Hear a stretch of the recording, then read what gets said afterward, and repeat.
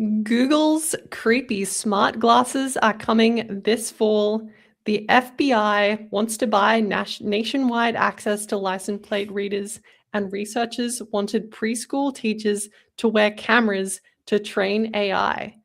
More of this coming up soon on This Week in Privacy 54.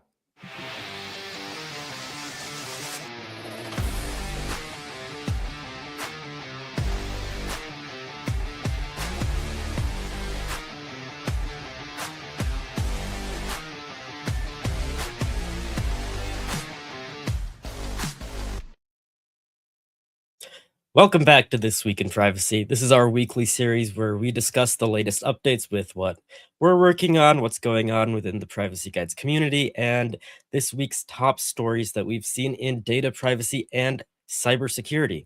I'm Jonah, and with me this week is Jordan. How are you doing, Jordan?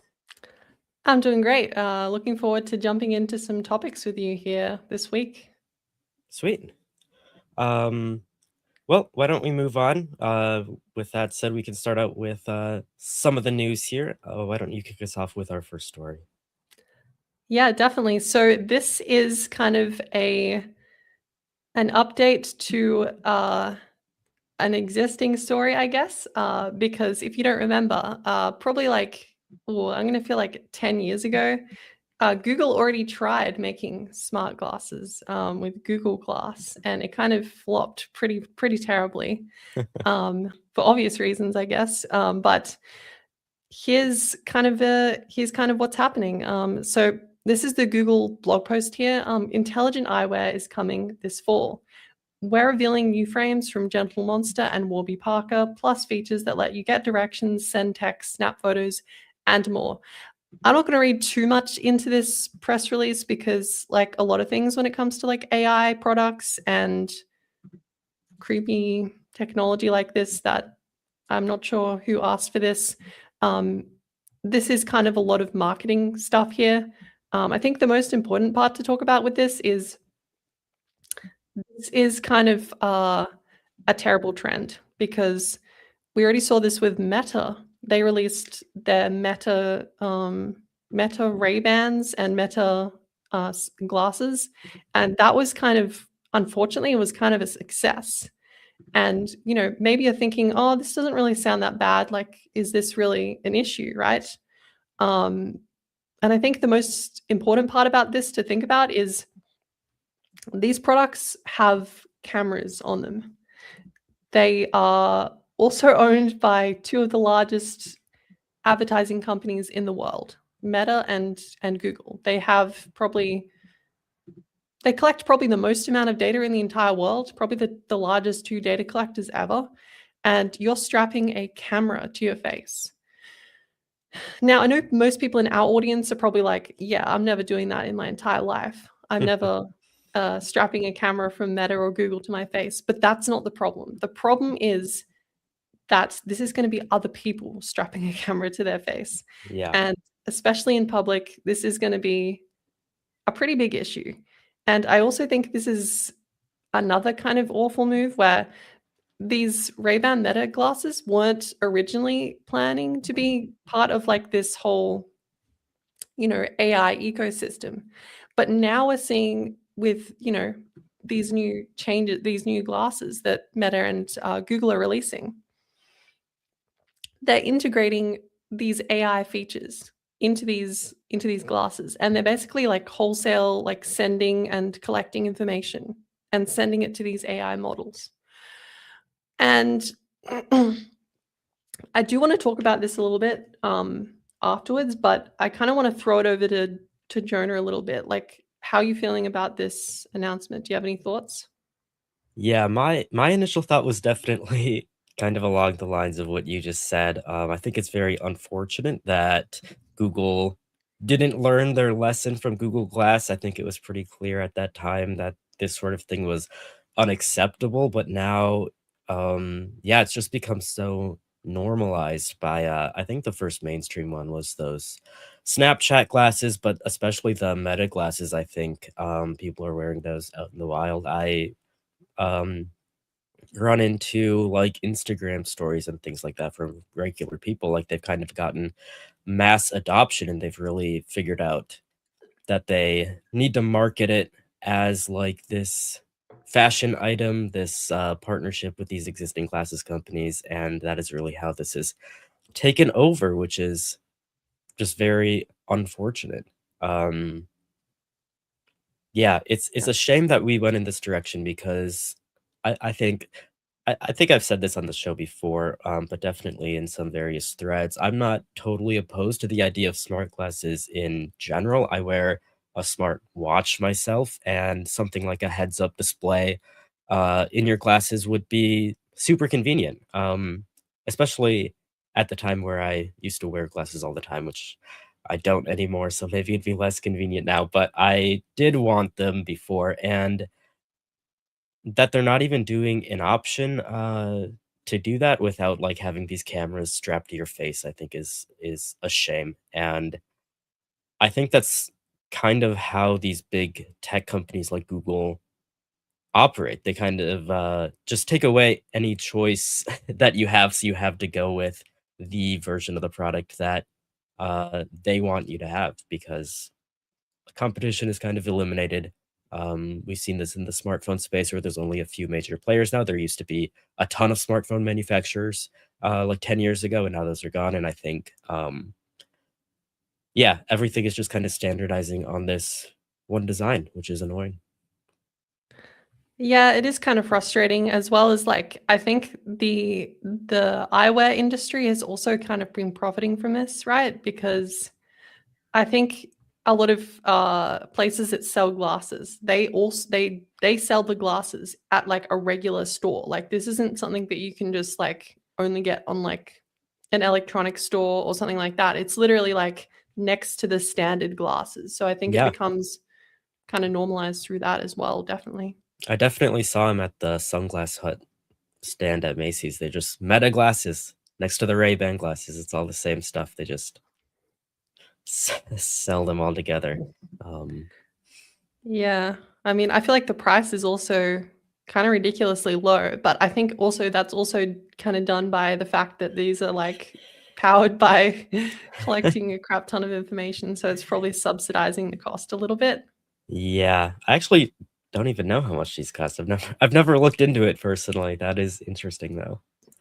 They are not expensive. They're definitely less than $1,000. So I feel like I mean, I feel like Ray-Bans is definitely a cheaper brand. I've never heard of these, like, I've never heard of Gentle Monster or that other one, Warby Parker, but I mean, maybe they Warby don't Parker sound is pretty expensive. big in the like online glasses area. I think you would see it recommended a lot in on like Reddit and stuff as a cheaper option to buy your glasses in the store because I don't know how it works around the world, but like at a glasses store here you can pay $300 for some frames or something and then not to mention the lenses. But if you order it online from that, they're like $30 or something, I don't know. So, I think that's why they're popular. I don't know if they're super known for being, like, a trendsetter in style or anything. Maybe they are, though. Maybe people are super into them.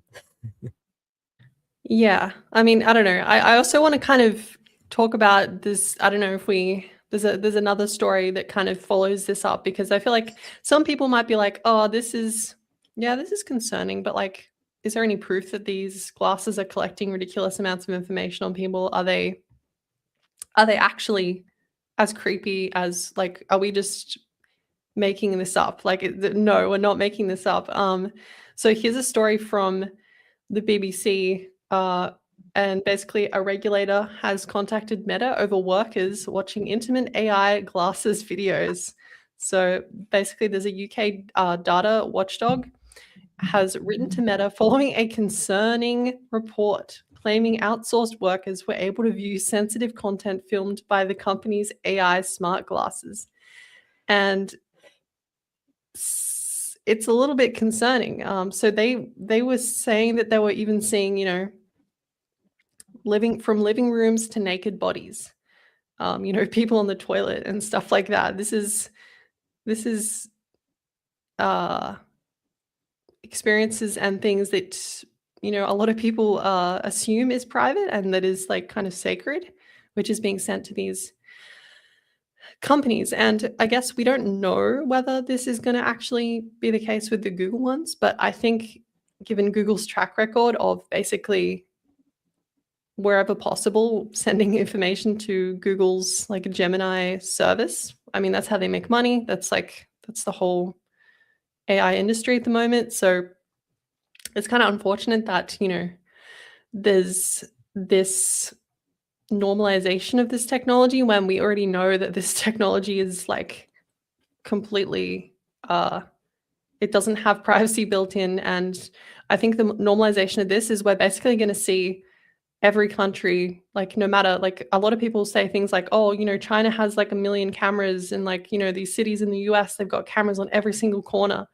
Um, Now there's gonna be cameras literally everywhere. Like, every single person is gonna be having these cameras always on, like, at all times, there's gonna be cameras everywhere.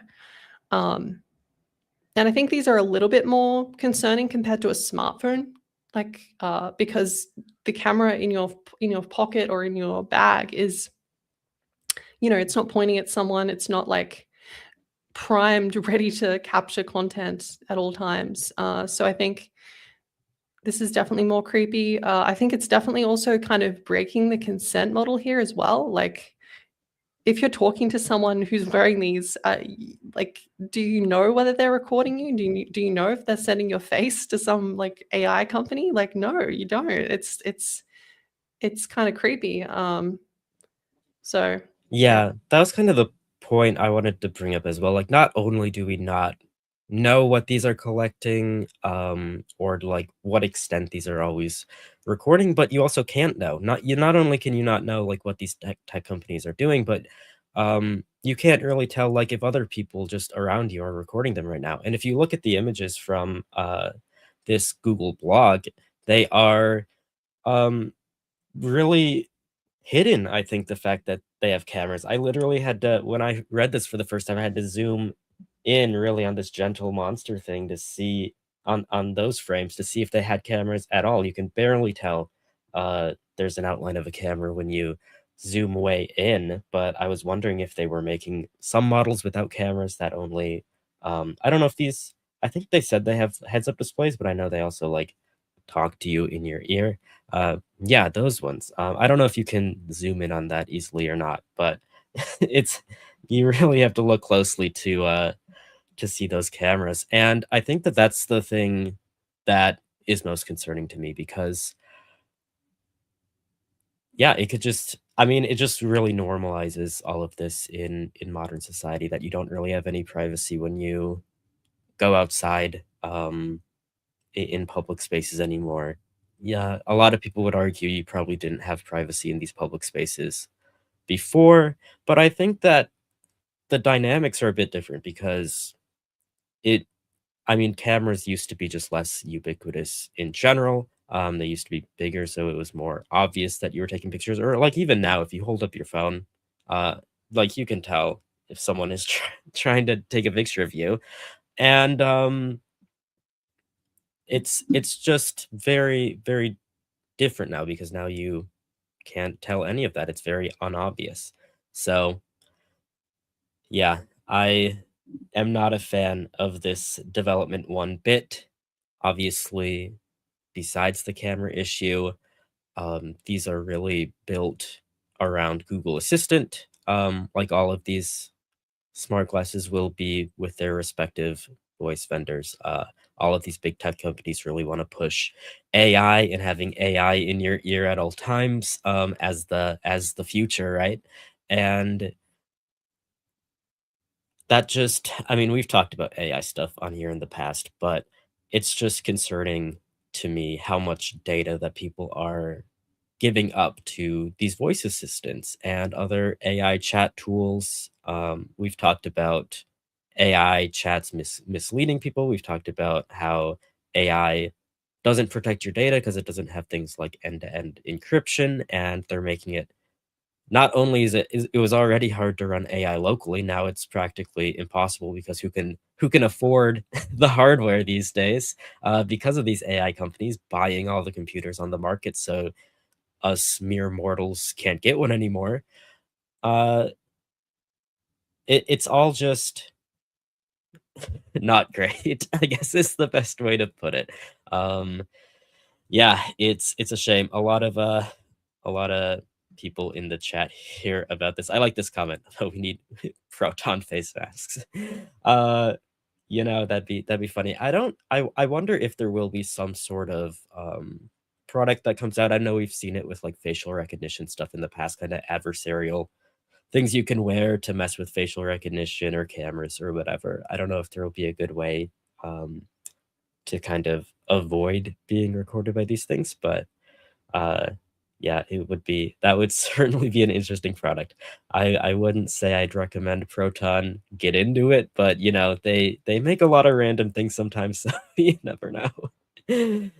Yeah, I don't think I think the last thing we need is another proton product. Yeah, Um, no. no, but I agree with everything you said. But I do think like, I think a lot of people are purposely saying like, "Oh no, I'm not like using it.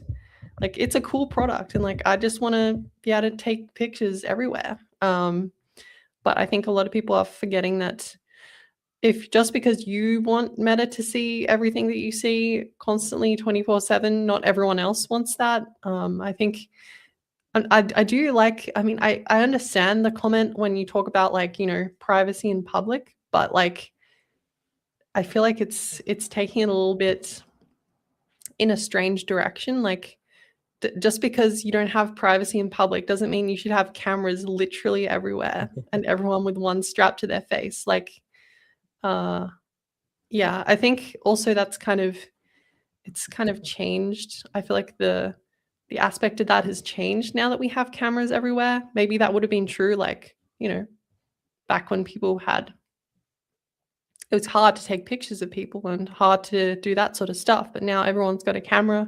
Everyone's got easy ways to take pictures of people.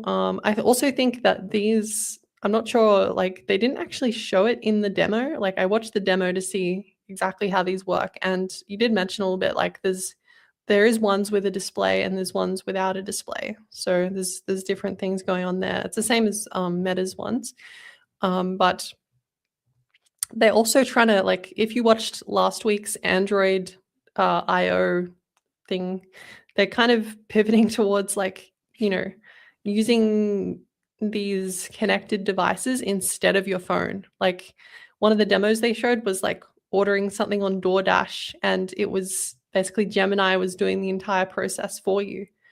Um and I think that's just another thing where it's like, wow, think about all the information that Gemini is processing. Like it's processing your location, it's processing your order, it's processing like so many things at the same time, and it's all just like getting heaped into this product. I don't think like it doesn't protect anything. Like it's basically just sitting clear text on Google's servers, which maybe Google has good security now, but there's always a possibility of it being breached. And like we saw with the regulator talking about Meta, like, who gets access to this data? Like, is it going to be outsourced to these workers overseas?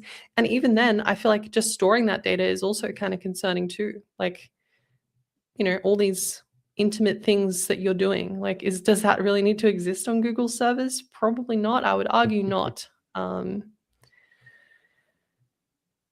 Yeah, it's it's strange. I saw we got a comment from Anonymous in the chat, saying that they saw a good comment about privacy in public spaces. I tried to open this link. I'm using Brave browser for the screen sharing right now, and apparently Lobsters has blocked the Brave browser, so I can't access it, but I'll assume it's good. And if it's related to this other comment you sent, how it's not about the lack of privacy, it's about it being societally inappropriate to eavesdrop like that. I totally agree, and I think I think a lot of our society could take a lesson from the Japanese in this regard. In Japan, they notoriously have a camera feature on their phone, a law really that requires all their phones to make a very obvious sound when you're taking a picture. And I think that that's the sort of thing that would not be unwelcome in my opinion because it's exactly about making it societally inappropriate to do these privacy violations in public. I think if you're taking a picture of anyone who wants you to take a picture of them, they're not gonna mind the sound at all. And for everyone else, you want to have that notification, I would imagine. So, that's the sort of thing where Japan clearly saw a problem in society and solved it, and I think we could probably do something to that effect as well. Will we? I doubt it, but you can always hope. I also think no, I think that's an interesting point to bring up because, I think they have tried to like dissuade people a little bit by saying like, no, no, no, it has a notification light. Like it has a little light on it that shows that it's recording. And people are modding their glasses to get rid of that. People are offering that as a service. They're like, I don't want people to know I'm recording them. Like it's something that people are actively looking to disable, right? Yeah. Maybe there's also a camera sound, "Oh, we just removed the speaker, sorry."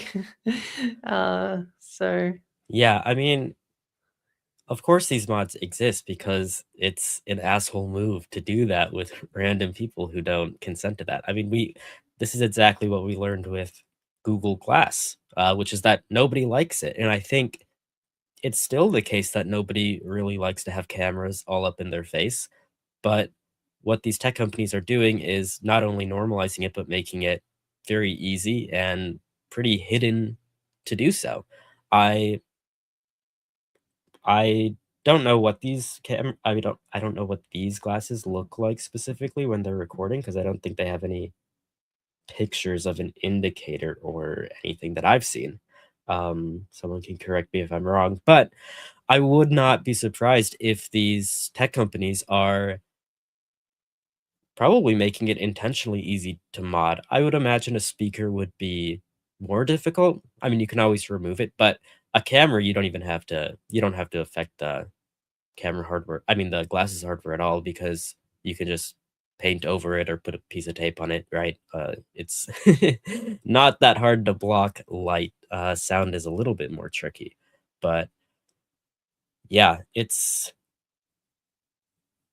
strange that we're kind of accepting this, but I think Meta has done a pretty good job at advancing their agenda in this regard, unfortunately. yeah, definitely, I don't really think I have any more to add, but, there was a comment here from Anonymous, and they said, "Is there a single Google product that doesn't violate your privacy by default?" I'm just gonna stop there with your question, like, I think no. No, there's not, like, I think the fact that you need a Google account to use a lot of these services is kind of the issue, right? Like, I feel like a lot of this stuff would be probably okay, right, if it was, like, not connected to a Google account, but I think that's kind of how they make money, right? Like, they have this central account that's connected to all these services that are all collecting information about you to make better choices for advertising, all that sort of stuff. I mean, I can't really think of anything off the top of my head, but maybe there is, and I'm not thinking right. Well, no, I totally agree personally because I mean, people will point out pretty often if we talk about any Google stuff, how they do have some products which are private or secure or only run locally, and Google does put in some effort to make some of these features local. So you could look at like on the Pixel phones, for example, they have a song recognition feature on the lock screen, and that runs completely locally on your device, so it's not like it's streaming all of the music that you're listening to Google or everything going on around you or whatever, and there's little features like that. You can enable end-to-end encryption of your sync in Google Chrome, to protect your browsing data and passwords and history and whatever. So little stuff like that, people will say that does exist so they can make private and secure software. But the reality is all of that stuff that they're making, they're kind of side projects and they really exist for the purpose of getting you to use all of these other Google services and getting you to trust Google software development a bit more. I think, like all of these things being Pixel exclusive, like that song recognition thing, for example, a lot of them are like that. A lot of them are to get you invested into the Chrome ecosystem, and stuff like that is that's kind of their motivation at the end of the day. I mean, people will even argue that some Google services can be private. Like they'll point at Google Workspace for Education, for example, which has these terms of service, especially because of laws and regulations relating to how student and children's data can be used in the first place. But even that is not like a selfless act on Google's part to release like a good product that is private for students. It's a way to normalize the entire Google software ecosystem so that when they become adults, they'll use Gmail and Google Drive, or when they enter the workplace, they'll demand to use Google Docs because that's what they're familiar with, and Microsoft Word will seem old and crusty in comparison. And that's ultimately the only thing that Google cares about. It's building this market share and getting as much advertising data as possible. So, no, I would not use any of these Google services. I think they just don't lead to anything good happening. And historically, maybe the handful of things that Google has done that are good for the world, like creating the Android open source project, for example, I think they're actively trying to distance themselves from it and lock it down as much as they can through changes to how they run the source code and making even more features Pixel exclusive. I think a long time ago they took out the dialer in the messaging app from Android itself, so it's not even usable as a phone anymore. And like on its own, they depend on themselves and OEMs making these apps. So now Android is like, unless somebody is going to maintain those things, it locks people into these ecosystems that keep growing smaller and smaller. So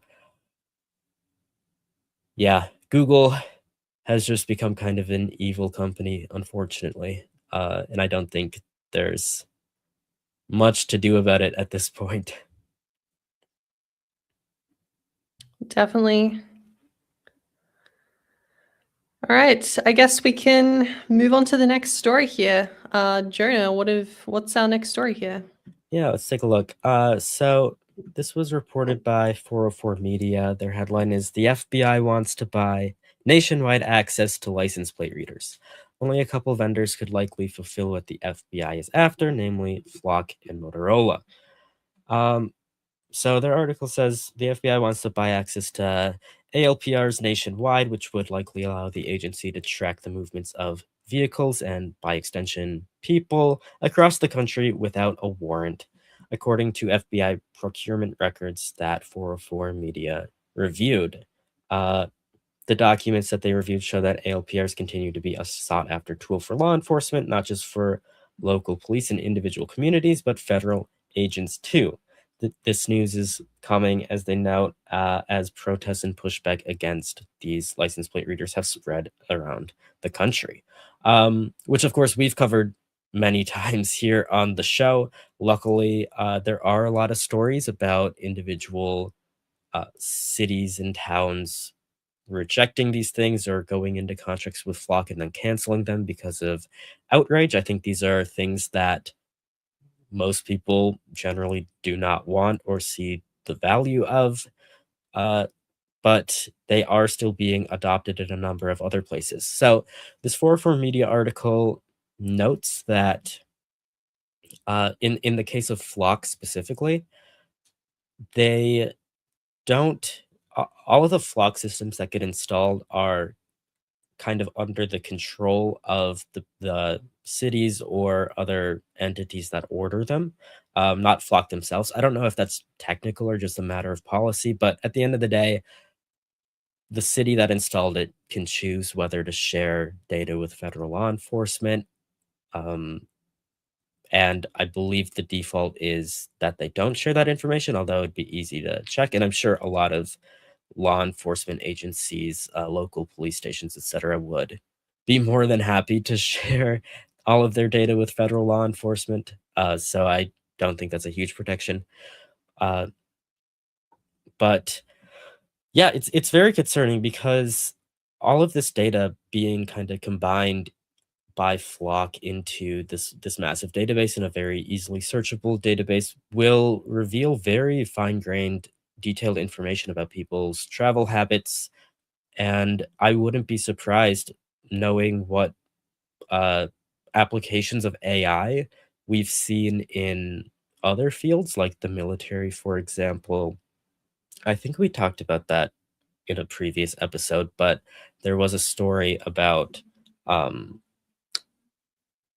yeah, I believe it was Anthropic who were kind of taking a stand against the military by saying you can't use uh, their AI for, like, targeting people and that sort of thing, but other AI companies have not been as strong against this, and I would imagine that we're very close if this goes through from a system where not only can the FBI look up people's license plates to track them and see what they're doing, but they will they will be able to implement AI systems who can analyze all of this data and probably preemptively track people, find people of interest depending on where they're going. Maybe there's hotspots that they are concerned about and they want to see all the people who go in and out and that sort of thing. We've seen that sort of geolocation feature in other stories in the past, specifically with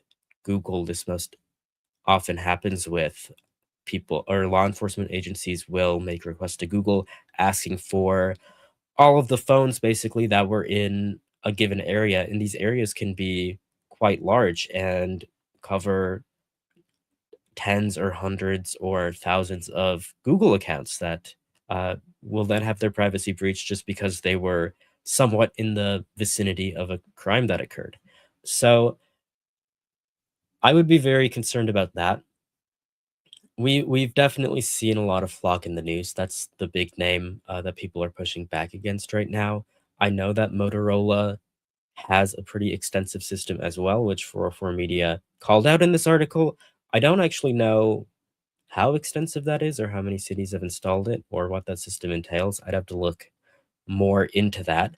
But in this article, the FBI says that they are open to awarding a contract to multiple vendors if that helps them achieve their goal of pretty much nationwide access to this data. So it's very possible that they could enter a contract with Flock, Motorola, maybe even some other companies, and combine all of that data into one system. So, yeah, I think this is a very concerning development in the area of government mass surveillance. This is exactly the sort of problem that Nate just talked about with Naomi Brockwell in that interview we did recently. As far as warrantless searches of our data goes, that was more to address data brokers, but this is the same category of stuff where they can get all of this data from private companies and compile it all and use it without getting a warrant, which it's just scary stuff, I think. Yeah, I definitely was gonna touch on that. Like, it does seem like this is sort of exactly like what we were talking about with that interview. Like, this data shouldn't be just easily accessible by like police departments and like the government. Like, they shouldn't be able to know every single person's movements within a city and whatnot. I think that is pretty bad. Um, is the solution to this basically at this point, just getting these camera systems removed, or perhaps like a legal precedent for perhaps, you know, this being against the Fourth Amendment, or Yeah, I mean, It's my opinion that it's clearly against the Fourth Amendment, but obviously that's not much of a concern to the government these days, it seems. I think that you definitely have to take both approaches. The best way to do this is to make sure that this isn't happening in your town, and that means getting involved with these city councils. I know that politics is very annoying to deal with, and I think a lot of people lose hope when it comes to like nationwide federal government or even their state government in some cases. But your local government, you can have a lot of power, and it's a very small group of people. I think that they can get away with a lot of stuff just because there's no pushback at all. So even a little pushback on this sort of thing can definitely help out your community. And I would try to do that, and I would try to get more community members involved and just be persistent about it if your city or town is considering implementing Flock or has already implemented it. Um, but the other approach is definitely something like the Surveillance Accountability Act that Naomi Brockwell drafted and recently introduced with Thomas Massey. I You can, if you want to learn more about that, you could go watch that interview after this. I would say, telling all the listeners here, I would say that I think it's very unlikely that that will come to pass, especially because Thomas Massey lost out in the Republican primary because Trump really wanted him out and spent a lot of money to make that happen. So I don't think either way, I don't think it was really going to go anywhere. But I do think that that kind of bill, it was important for like privacy education. I'm glad that Thomas Massey signed on to it, even if he's going to be out of office soon, because it's kind of like a nice parting gift to the American people to at least educate people about privacy and be like, This is what should be happening, and we should at least be discussing it more and seeing what we can do about it." Because we need some more protections against this kind of the government would probably consider it gray area stuff with the Fourth Amendment, and we need an easier way to hold the government accountable and sue the government for violations of the Fourth Amendment. Because for some reason, we're in the situation right now where the U.S. Constitution guarantees a lot of rights, but if the government violates those rights, you have very little recourse. It's very challenging to sue the federal government because the entire system is stacked against the ability for you to do that, which kind of, I mean, weakens the entire idea of having this judicial system in the first place. I think it's very unfortunate, but just like we have Section 201, which reinforces the First Amendment, I do think we need something similar when it comes to data brokers, when it comes to these huge tech companies like Flock that are collecting all of this camera data around the country. Um, Preventing that sort of surveillance from happening, especially preventing the government from abusing that data and compiling it all into an even larger mass surveillance system, I think absolutely needs to happen, and I think we need to be talking about that more and demanding it. Definitely, and it's yeah, it is kind of unfortunate that, like, we kind of had a I guess I feel like there's in the US, there's, like, very few politicians who actually care about privacy, like, I think the other one was, like, Ron Wyden, I believe, Yeah. um, and I guess that kinda sucks now that we've got only, basically him left, so it is kind of frustrating, but I think, like what Jonah said, like, the local level is also really important, like, I'm sure that I feel like these companies like Flock and Motorola, they probably are doing like, isn't there probably a lot of, like, lobbying and a lot of, like, money behind this whole initiative? Is that why a lot of cities are choosing to implement this? Like I mean, absolutely, there's gotta be. I remember we saw, I don't know if it made it into the show notes, but we just read in one of our chats about uh, a city that is lose a city in Texas that is losing flock because of pushback from the community, and one city council member like had a total crash out basically and wrote like a huge manifesto about how crazy it is to get rid of flock and how they might as well go back to the 1800s if they can't use these surveillance cameras to track people around their city. It was if you read if you read that entire letter that he wrote, it came from a very emotional place, which I think that isn't typical of even politicians who don't get their way unless they were, like, personally invested in this in some way. So I would not be surprised at all if there are kickbacks from Flock and these other surveillance providers to these cities that implement them, because it seemed like, he was really personally losing out, and that does seem like the sort of thing that they would do. Yeah, I think just to like finish out this topic here, I guess like for some people in the audience who, might be feeling a little bit skeptical of this technology, maybe they're not 100% against it yet, they're not really sure. Is there like evidence that this technology is even good for catching criminals or is actually an effective tool, or is this just, a thinly veiled excuse to actually install these cameras everywhere? I haven't seen much evidence to that effect. Uh, Even if there were evidence, I would have to look into that more, but it certainly isn't having the like enough of a profound effect to make it worth it by any means. At the end of the day, you have to balance this against the rights that people have to privacy and the rights that people have against warrantless and illegal government searches, at least in theory. And any potential benefits that this has for law enforcement aren't outweighed by people's rights and by the US Constitution.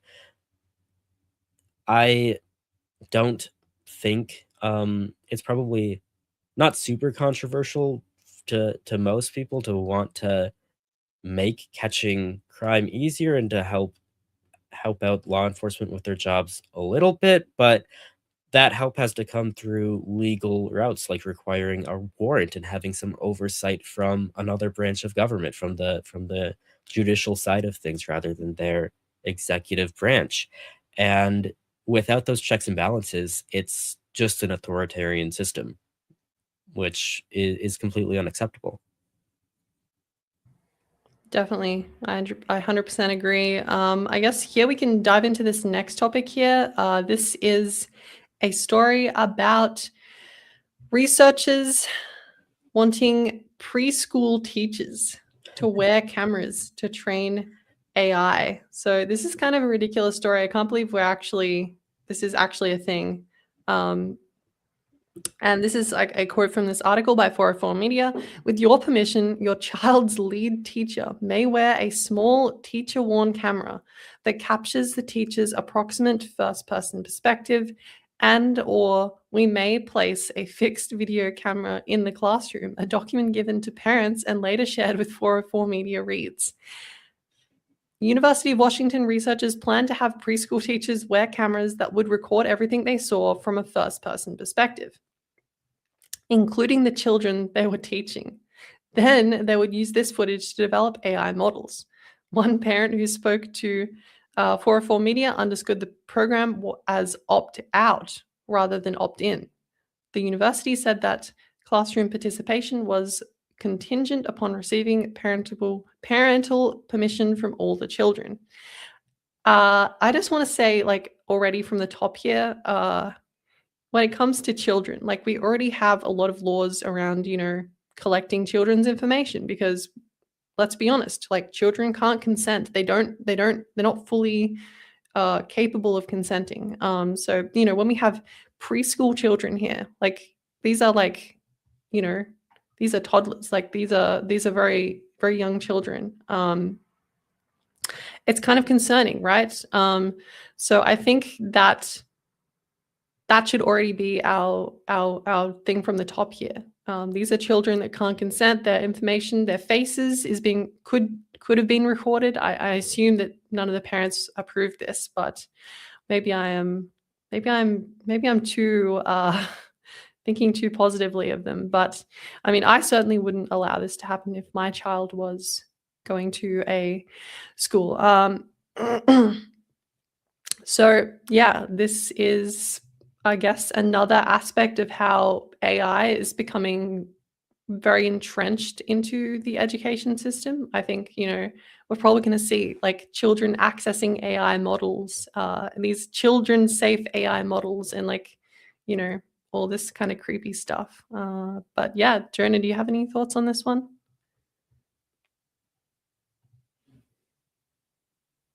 You're muted. Oops. My immediate thought when I saw this story, I sent this picture in the chat right away because I feel like we were warned about this sort of thing. How many years ago? 8 years ago. And there's a lot of lessons in the media that I think people should be taking away from and don't. But that is the classic problem. It's a classic quote about uh sci-fi writers and other writers in the arts and literature space will write a story about the torment nexus and how it's super bad. Don't build it. And then tech bros are like, oh, let's build the torment nexus. It sounds so cool. And that's the sort of thing that we're getting into here. I don't know what it is that like these schools are hoping to learn from this. I feel like I know that this article does say the goal is to better understand children's everyday learning experiences and to develop AI tools that can help assess classroom interaction quality. That to me feels like the sort of thing that you could just ask teachers about how things are going in your classroom. What what issues are you having? I don't know if you need AI to analyze all of this and put it into a nice chart for school administrators to look at. I don't know what these charts are really doing for the education sector in general. I think that this is like a lot of things in the schools these days. Overly bureaucratic administrations really taking away from the educational system and really hurting teachers, hurting students, and I don't really see how this could be beneficial. What I did not see in this article is what the teachers in question think about this system.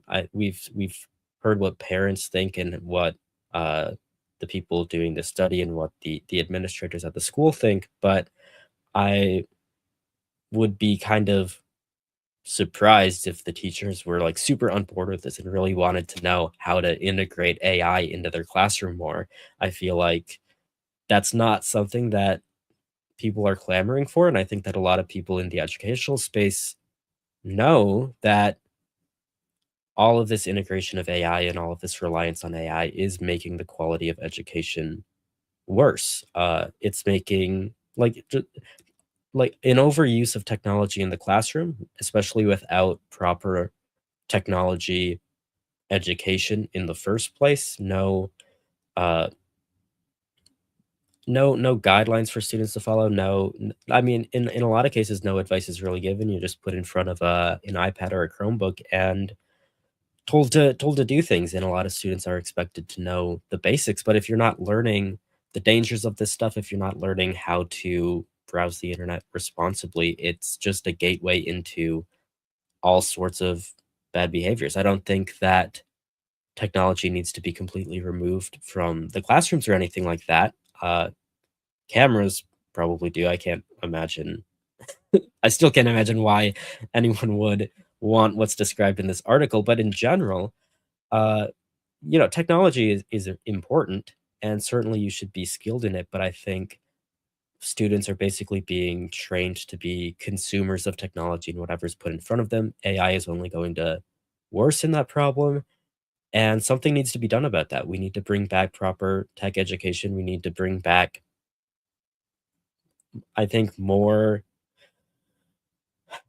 reliance on the people who are actually doing these jobs and interacting with these students and giving them the tools that they ask for. Because while this is happening, while they're trying to shove cameras and AI into every corner of these classrooms, teachers are not getting the resources they need. They have to spend their own money to get like pencils to hand out to their students and stuff like that. Like our priorities are so mixed up here in the educational space. At least that's my perspective here in the US. I don't know how education works around the world. I feel like I hear China has a lot of education stuff done, but then they have their own separate problems. I don't know what the best solution is, but I think that something needs to be done, and we are definitely this is clearly not the right direction. Even if there are like multiple directions we could be going in, this is not it.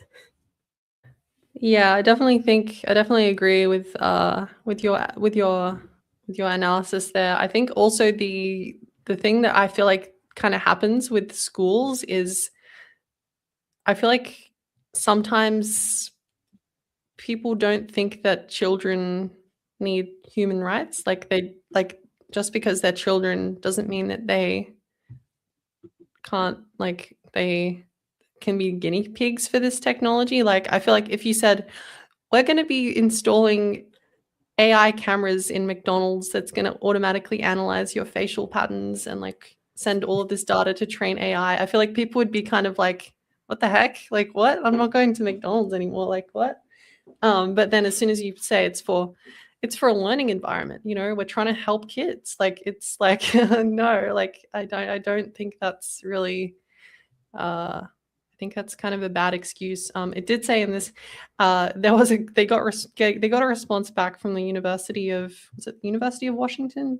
Yes, University of Washington. They got a response back, and they said our initial outreach was intended to help us better understand how families would feel about a project that uses artificial intelligence to support teachers. Now, I actually kind of feel like this is a little bit of a cop out, maybe. Like, I kind of am interested to see what this actual thing that they were trying to do contained. I think there is actually a picture of it on there. I don't know if we can open that up on the stream, but yeah, it is kind of strange. Like, I don't think it says specifically that that's a reason. Um, and I don't know, it just kind of comes across a little bit strange that they would say that's the reason why they were doing this, not because, all these other nefarious reasons. But Or maybe, oh yeah, I can share the document that they got here. It basically said what you said at the beginning. Your child's teacher may wear a small camera, um, and they will be used for supporting teachers through coaching and AI tools, research on children's learning experiences, research publications and conference presentations, project demonstration videos, restricted access research data set, and it may be processed using cloud-based AI services. They say that participation is completely voluntary. If you change your mind, you can let the teacher or research team know, and we will remove any recordings that include your child. If recordings have already been used in AI model training or grouped with other data prior to your withdrawal request, it may not be possible to remove your child's data, which is a problem you see in a lot of research studies. Like once it gets anonymized, it's very challenging to change whether you consent to them.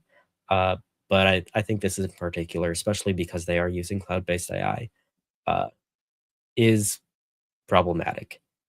So and also the fact that they are still going to take these recordings, they're just gonna go through and remove your child from them if you opt out, which is obviously not, like, an ideal solution. Mistakes can always be made, to that effect, and how would you even know? The University of Washington is not doing this research anymore. They say, given the early responses from parents, we have terminated the study. They're no longer seeking participation at any site. So that's good. Once again, just like with the flock stuff, it's good to push back against these very invasive things that are happening in our communities, in our society, taking some responsibility, and making sure that your children are protected, their data, making sure that this kind of stuff doesn't impact their futures in any way. That's all super important for parents to do. So So yeah, in this case, it's a good outcome, but I would not be surprised if this exact sort of thing gets tried by research teams and by other companies around the country and around the world in the future. I mean, already there's so many products for education that kind of surveil what children are doing in the classroom on their computers. You could look at like Go Guardian, which constantly records your screen so that that can be checked later. And this is just one step beyond that, but I wouldn't be surprised if this is the sort of thing that AI companies or other tech companies are itching to turn into a full product at some point. Yeah, and I do think also I think it would definitely be a benefit if there was like, in the US, there was a nationwide privacy law or something, that was I think it also is like the protection of like I think some of these privacy laws are like, we don't allow collection of children. Like I think it's the CCPA or something. It doesn't allow collection of data on minors, but it's like, what about everyone else too? Like I think most people would probably be against this sort of thing, like being recorded and then that information being sent to be trained. I think that's also another problem with these AI models is the training data. Like, how do they delete it? It's once this information gets put into an AI model, like what if it's contains personal information of somebody? Like, Yeah. I mean, they said they don't delete it, so that answers that. yeah. Um, as far as we know, that's the case for every other AI model as well. Like, if there's information that gets scraped by these things or that gets fed into it, like, uh, you know, you Yeah, it's can't just a delete that. black box, exactly. Exactly. Yeah. I think that's kind of, uh, everything we wanted to share about that article. We're going to get into a story about Discord rolling out some end-to-end encryption, which is cool. But before we dive into that, let's share some updates with what's going on within the community and our team. Jordan, why don't you start us off with some updates on the videos that's been happening? Yes. So I guess for anyone that's kind of missed it, we put out a video last week with Naomi Brockwell, and that was an interview that Nate did. So basically, we asked her some questions about, like we talked about earlier, the Surveillance Accountability Act that finally got public release. And if you haven't seen that already, definitely check it out. We also released this week, we released a bonus section of that video where we asked her some less privacy related questions. So if that's something you're interested in, you can get access to that by becoming a member at privacyguides.org/donate. And yeah, you can definitely check that out if you're interested in extra stuff. We're trying to basically offer more stuff for our members and, give give you extra perks for supporting us because we do really appreciate it. So definitely check that out. That is available on hold on a second. That is available on uh, privacyguides.org/videos. You can check that out there. You can see the bonus episode there and the standard episode that we released. So that's now live. The bonus section. It's only like 10 minutes, but it's definitely some interesting stuff if you're curious about Naomi's like background, or if you just want to hear some more of her personal thoughts. Definitely check that out as some cool bonus stuff to check out. And if you haven't already seen the interview with her, I would definitely recommend seeing that too. And I guess on my end this week, I've been working on a video that Nate put together. He recorded and edited like the basics of that, written up by him as well. And I've just been editing that this week and kind of hoping it's kind of a more complex video. It's about passwords, kind of debunking some of the issues that we've had with information on the internet being a little bit outdated when it comes to these password related topics. So definitely look out for that one. That'll be coming soon. It's more of a complicated edit, so I suspect it might take a little bit longer to edit because there's all sorts of stuff we need to explain visually in that video, but I think it'll also be pretty interesting. Um, yeah, I don't really have anything more in in terms of video content we're working on. What about you, Jen? Is there any extra side updates you can talk about this week? Yeah, there's a couple things going on. This week and last week, I've been working on kind of a redesign for the entire website. So that's currently accessible in a GitHub PR right now if anyone is interested in taking a look. But a couple changes that we're making to all of that I hope we'll be able to publish soon, because I think it's time for a change. We've had the same website for quite a while, and I think there's improvements and things that we've learned that we can make it a bit easier to read and a bit easier to navigate for sure. So hopefully this helps out a bit.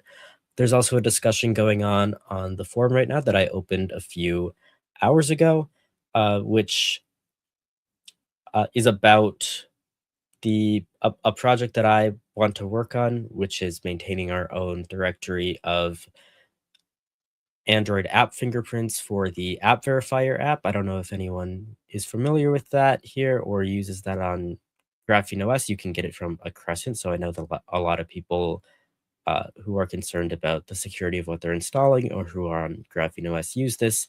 And the way that the app works is you have to enter the fingerprint of the API of the APK signature that you get from an external trusted source, so you can confirm whether it is the correct thing that you're installing. I think that we could pretty easily crowdsource a trusted list of this, and I think that it would be a good benefit for the community, and I think that we'd have enough people to maintain it well. So that's a potential project that we're starting on. It seems to have support on the forum so far, but if you have any thoughts on it, I definitely want to get people's feedback on that thread, so I would highlight that.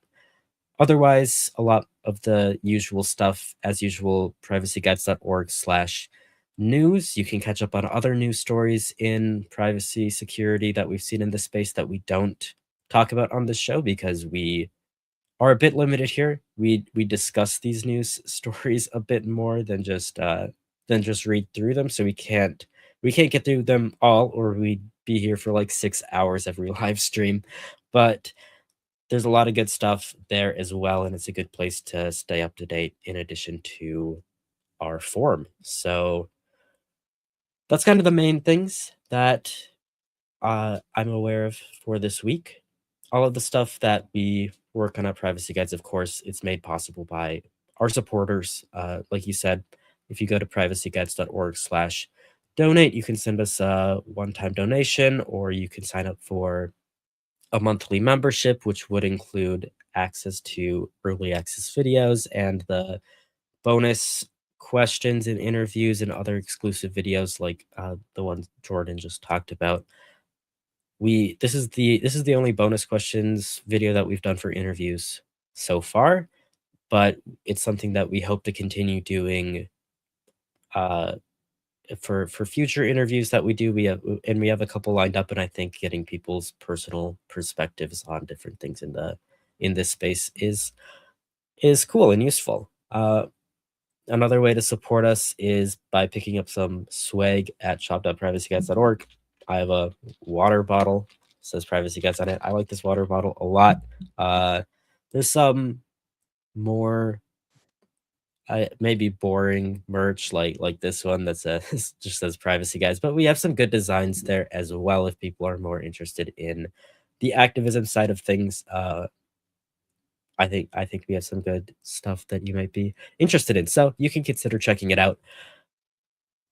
As always, I'll remind you that Privacy Guides is a nonprofit project. We research, we share privacy-related information, and we facilitate communities on our forum and matrix where people can talk about this stuff, ask questions, get advice about staying private online, and preserving your digital rights. So that's my spiel. With all of that out of the way, Jordan, why don't you take us away with our next story here? Or is it my turn? Wait, who just did that one? I think it's your turn, if You're you wanna right. take this next story about Discord. I will do this. If my computer works, why can't I click this? Sorry. This is from Bleeping Computer. Discord rolls out end-to-end encryption on voice and video calls, which is very cool. Discord has announced that all voice and video calls through the communication platform are now protected by default, which is important, with end-to-end encryption. The implementation was completed in March. Extensive at-scale testing has given Discord the confidence to formally announce the end-to-end encrypted deployment now and to start removing client code that supports unencrypted fallback. So there's some technical details here. The migration to end-to-end encryption was achieved by extending the open source encryption protocol, Dave, to support all of the platforms where Discord clients run: desktop, mobile, web browsers, PlayStation, Xbox, and Discord APKs. I think that is very cool of them to work on stuff that's open source and stuff that could potentially be adopted by other video chat providers, because Discord clearly has the resources to build something that works and works well and works at scale that smaller projects and smaller companies probably wouldn't be able to do, or wouldn't be able to do very well. So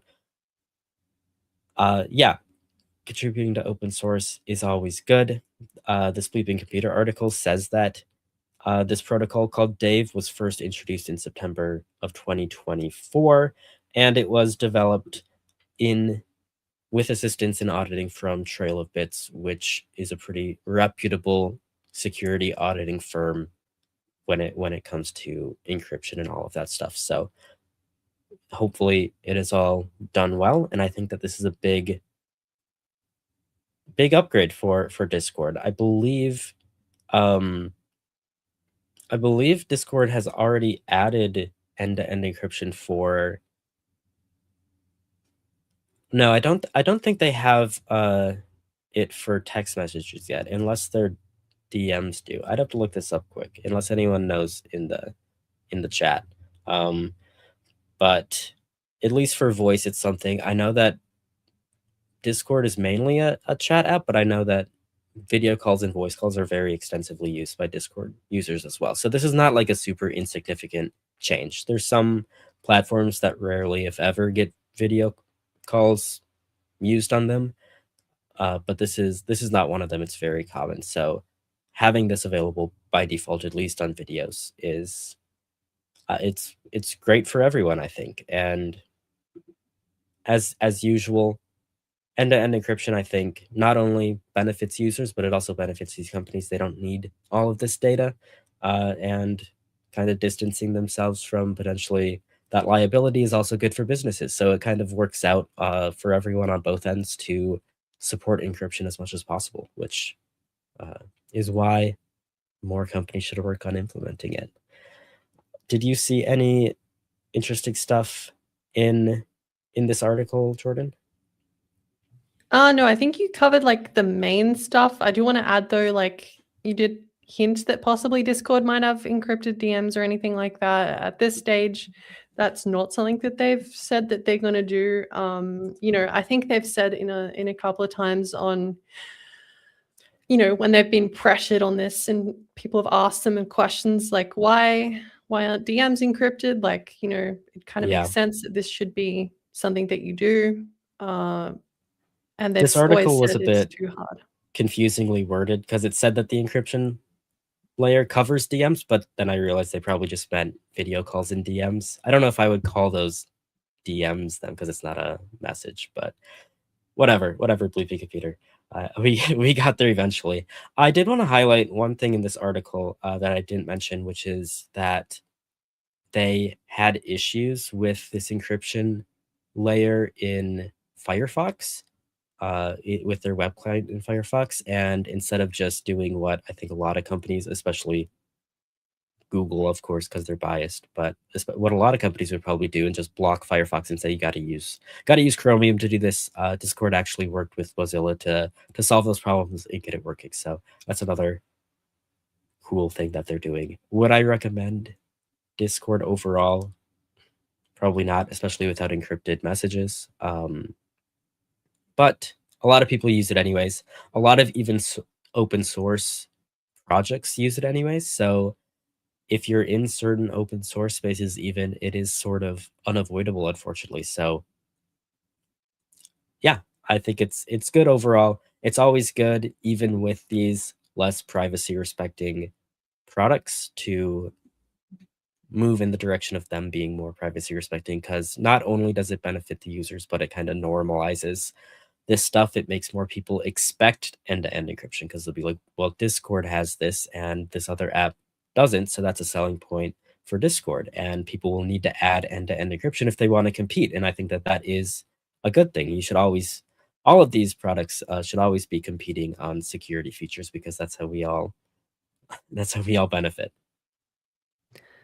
Yeah, and I also think, we're seeing companies now that are like pulling out of encryption. Like we saw Instagram DMs are like they're discontinuing encryption on that for some reason. Like what Yeah. what is going on there? Like we need to when companies start, saying that this is too hard, this is like causing too much friction, or like, it wasn't making sense.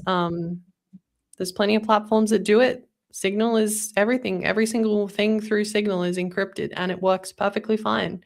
So, I think this excuse or like, thing is like kind of a little bit ridiculous. Uh I feel like Discord was almost filling a role like similar to Zoom for some people. Like they were doing like company meetings on Discord. Like people Yeah. people use it for a lot of stuff. So it kind of makes sense why they finally pushed to have this enabled on every chat. But I think it's a good start. But I think, stuff like if we had it's obviously not a good service from a privacy perspective. Like it all runs on Google Cloud infrastructure. Its business model is questionable, I would say. Like, having Nitro and having a shop and like all these things, I think it's a better business model than like WhatsApp, let's say. But it's still a little bit sus, and I think they're kind of uh vying to be purchased. And I think when that does happen, they're going to become a lot less privacy and a lot less freedom oriented. Like, they're Yeah. not going to care about supporting Firefox. They're not going to spend the development time to do that once they get purchased, which I think is going to happen. I think they're going to get bought by someone. It's just they're so big at this point that I think, you know, it's their value is probably ridiculously large at this point, because if you think of any online communities, they've got a Discord server. So it's kind of become very ubiquitous, especially when it comes to gaming stuff. Yeah. That's the problem with this VC funded stuff. They're always, you either have to make way more money than Discord is probably making, or you got to be acquired by a company that is doing that. Um, so yeah, Discord has stuck around this long, but who knows in the future? It is very easy to see why people have switched to Discord. The the UI, the interface and the experience is, for some reason, remains very unique. I don't know why more people are not just doing what Discord is. Discord pretty much just did what Slack does, except Slack is absurdly expensive and annoying to use, and Discord is not.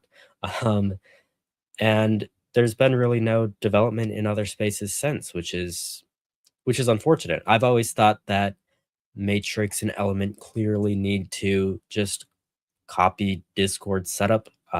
These, like having roles and having colored usernames and having all of your communities in one sidebar and having easily sorted rooms and having all of this stuff, like that is extremely useful for communities. And Matrix and Element, as well as pretty much all other chat platforms, just refuse to do the same thing. Like if you see something that's good, you could just copy it. I would be I would be fine with that. Um, but they don't. Somebody in the chat said check out Fluxer. It's an AGPL complete Discord clone. I did look at Fluxer a while ago, and it seems very cool. It actually does seem like the most promising potential replacement. I gotta look at it again because I haven't looked recently. Um,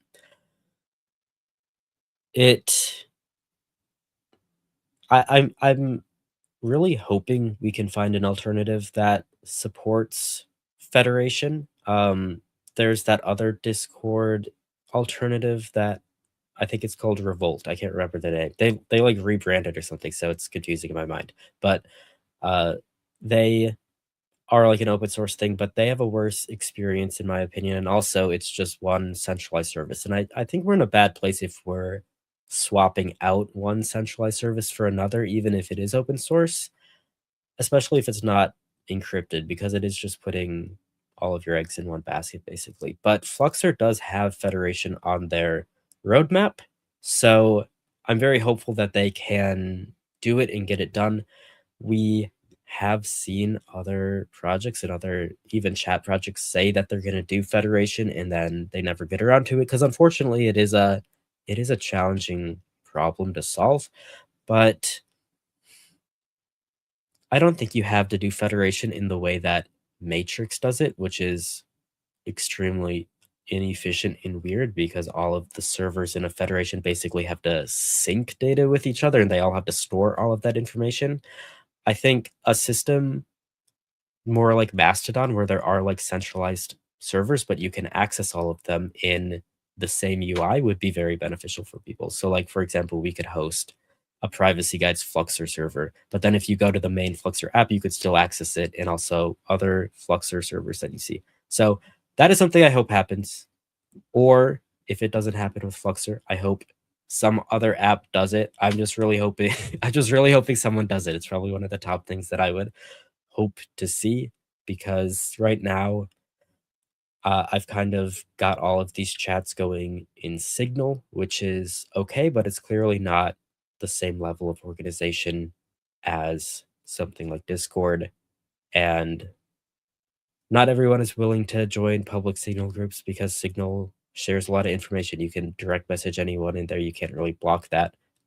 So yeah, at least you don't have to share your phone number anymore. So Signal has improved in that regard, but it's not at all even close to replacing Discord for a lot of people, unfortunately. So there's got to be another app, and hopefully it happens sooner rather than later. But I guess we'll see. Yeah, I think also Discord is kind of it's become like sort of a centralized place where a lot of communities are now.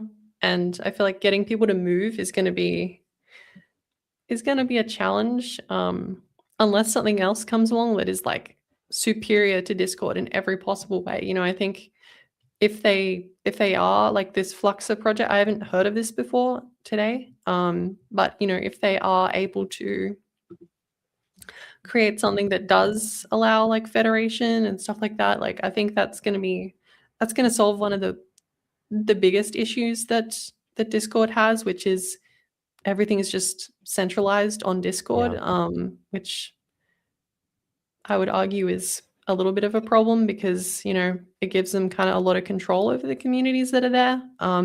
Whereas, like what we've done is, Jonah's set up like a forum for everybody to discuss stuff on, and that's all like public. You don't need to provide like personal information and stuff. I think we should go back to forums and stop putting everything on like Discord servers because I'm kind of yeah. over that method of putting information out there. It's not very easy to search.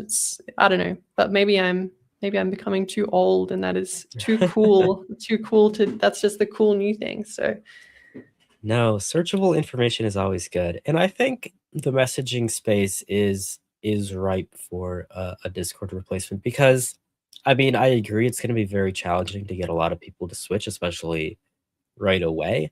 But I think the moment like Fluxer implements Federation, for example, or maybe another federated app comes out for messaging that lets you run a centralized service so you can control the user experience. I think a lot of open source projects especially will switch to that. We saw, I mean, there are still a good amount of communities on Matrix, and we saw a lot of them switch when Matrix first came out and got good because it was like better than IRC for a lot of people.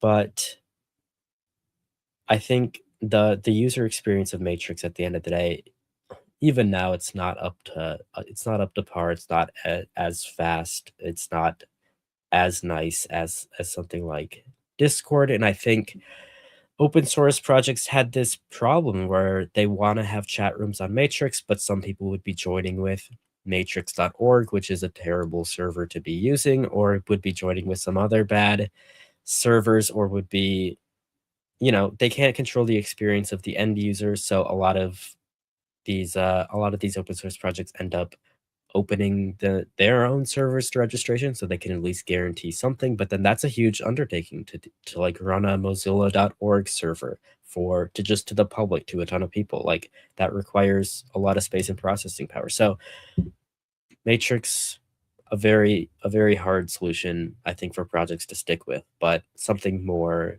lightweight and not focused on like full decentralization, but more focused on just letting people self-host their own communities. I think I think that will convince a lot of open source projects to switch.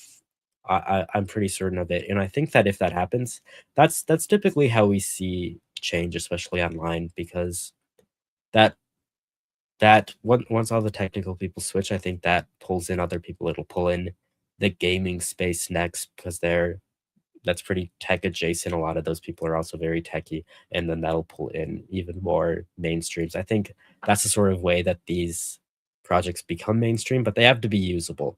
They have to be usable by a lot of people and have a good experience, as well as adoption. So haven't seen a messenger that does all of that yet, but maybe this will be it, or maybe another one will be it. I don't know, but hopefully something soon.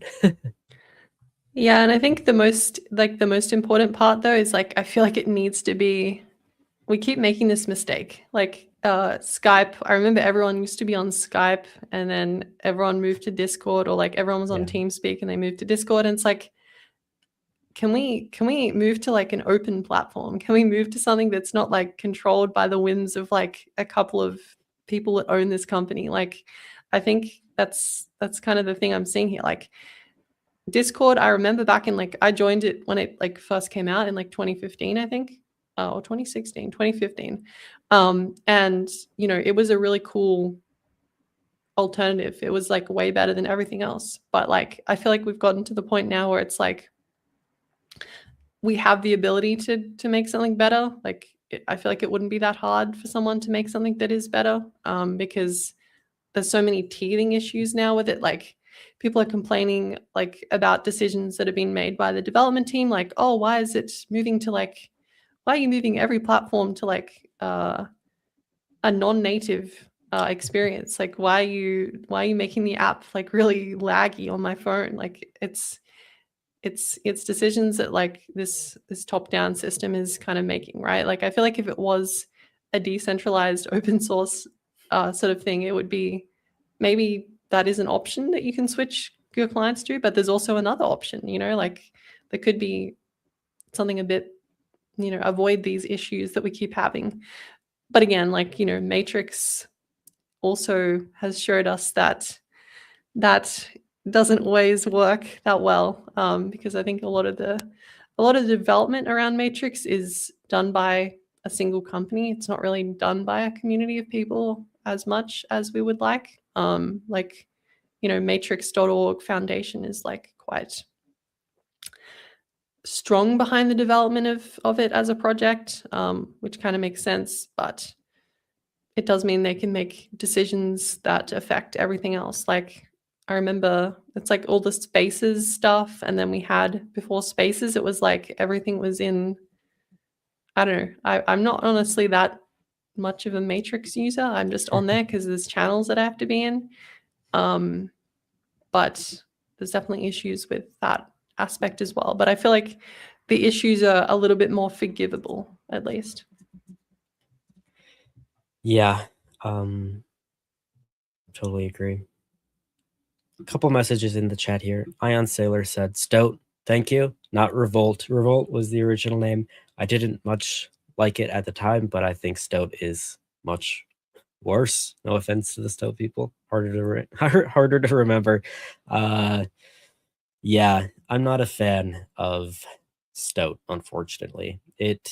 I would have loved for it to be cool, but I know they've rejected Federation and they're just kind of building their own thing. Not only do I want to see something more able to be self-hosted, but also um I just don't like it as much as Discord in the first place, so kind of loses on both fronts.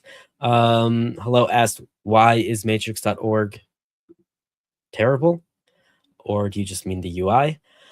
Um, no, I was talking about the matrix.org home server is just very, very slow to federate and causes a lot of problems. And it's a centralizing force. Mastodon sort of has this issue with Mastodon.social too. Most people just join that by default, but Mastodon puts in more of an effort to guide people to other servers, whereas Matrix doesn't really, which is very annoying because their main server can very often be slow to sync with other servers. So it makes, there's a bad experience when you're interacting with anyone else on Matrix who's not on matrix.org. Um, you just receive message slower. You can miss messages, and other people can receive messages slower from you. The size of their server causes problems in rooms because it's the majority of the room, and so if it decides to break something, things can randomly break.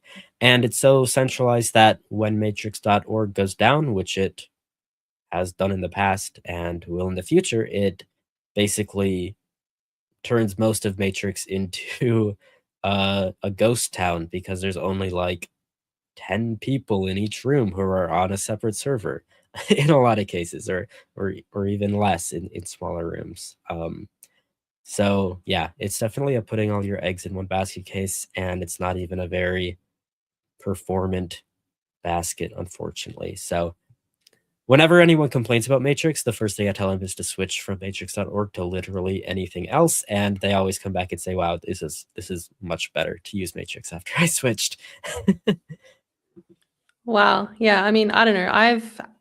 I'm not on matrix.org and my experience has been fine. I mean, like I think it's definitely helped with the Element X sliding sync stuff. Like it is a little bit nicer that it doesn't like kind of lock up the entire experience when it's syncing. I think that's kind of like the worst part of it with like the original Element clients. But yeah, I think it's also the issue that I see with Matrix is I've looked into this. I've been like, oh, I wonder how hard it would be to run like a matrix.org home server. Like, surely that's not like Matrix home server. Like, surely that's not that hard. And then I look into it and it's like, oh, you need quite a bit of RAM, you need quite a lot of disk space. It makes it a lot more inaccessible, I think, when you start requiring all these uh extra things and like quite high hardware requirements. It's going to end up costing a lot of money if you're doing that on a VPS, or it's going to require a lot of decent hardware to at least have like. I feel like you need to have decent hardware for the performance to just be okay, and SSDs and all that. So I don't know. Yeah, this is the problem I have with Matrix that I alluded to earlier with everything needing to sync with each other. It's just like not only is it challenging for a project like Mozilla or a project like Privacy Guides to self-host everything so we can control our rooms and our own accounts and stuff, but also just to use Matrix, you can't spin up your own instance super easily, and when you do, you have to get all of that data.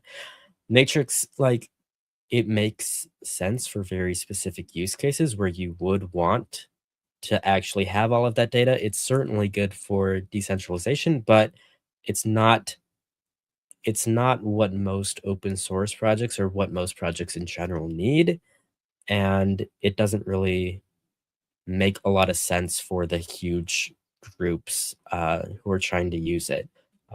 So like uh, at Privacy Guides, for example, we host our own forum, as you mentioned, at discuss.privacyguides.net, and that runs on Discourse, which is great forum software, and that's something that we can just host ourselves. You don't have to host anything to use it.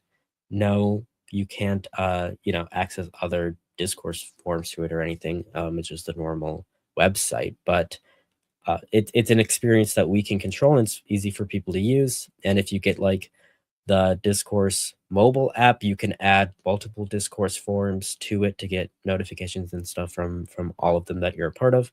I know that Discourse is commonly confused with Discord, but it's separate, and Discourse is very commonly used in the open source space as well. So many Linux distros, Fedora, Ubuntu, so many open source projects all use Discourse.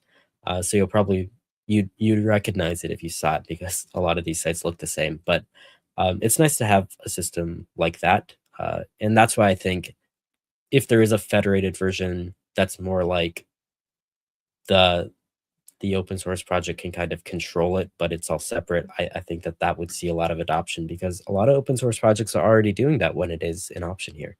But it's not. There's just not really a product that's good for instant messaging right now.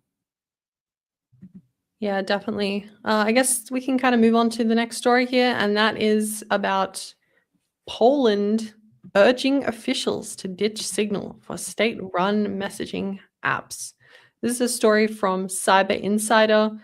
Basically, Poland's government is urging public sector organizations to reduce their reliance on Signal for official communications and instead adopt domestically controlled encrypted messaging systems following a surge in phishing attacks targeting politicians, government personnel, and military staff.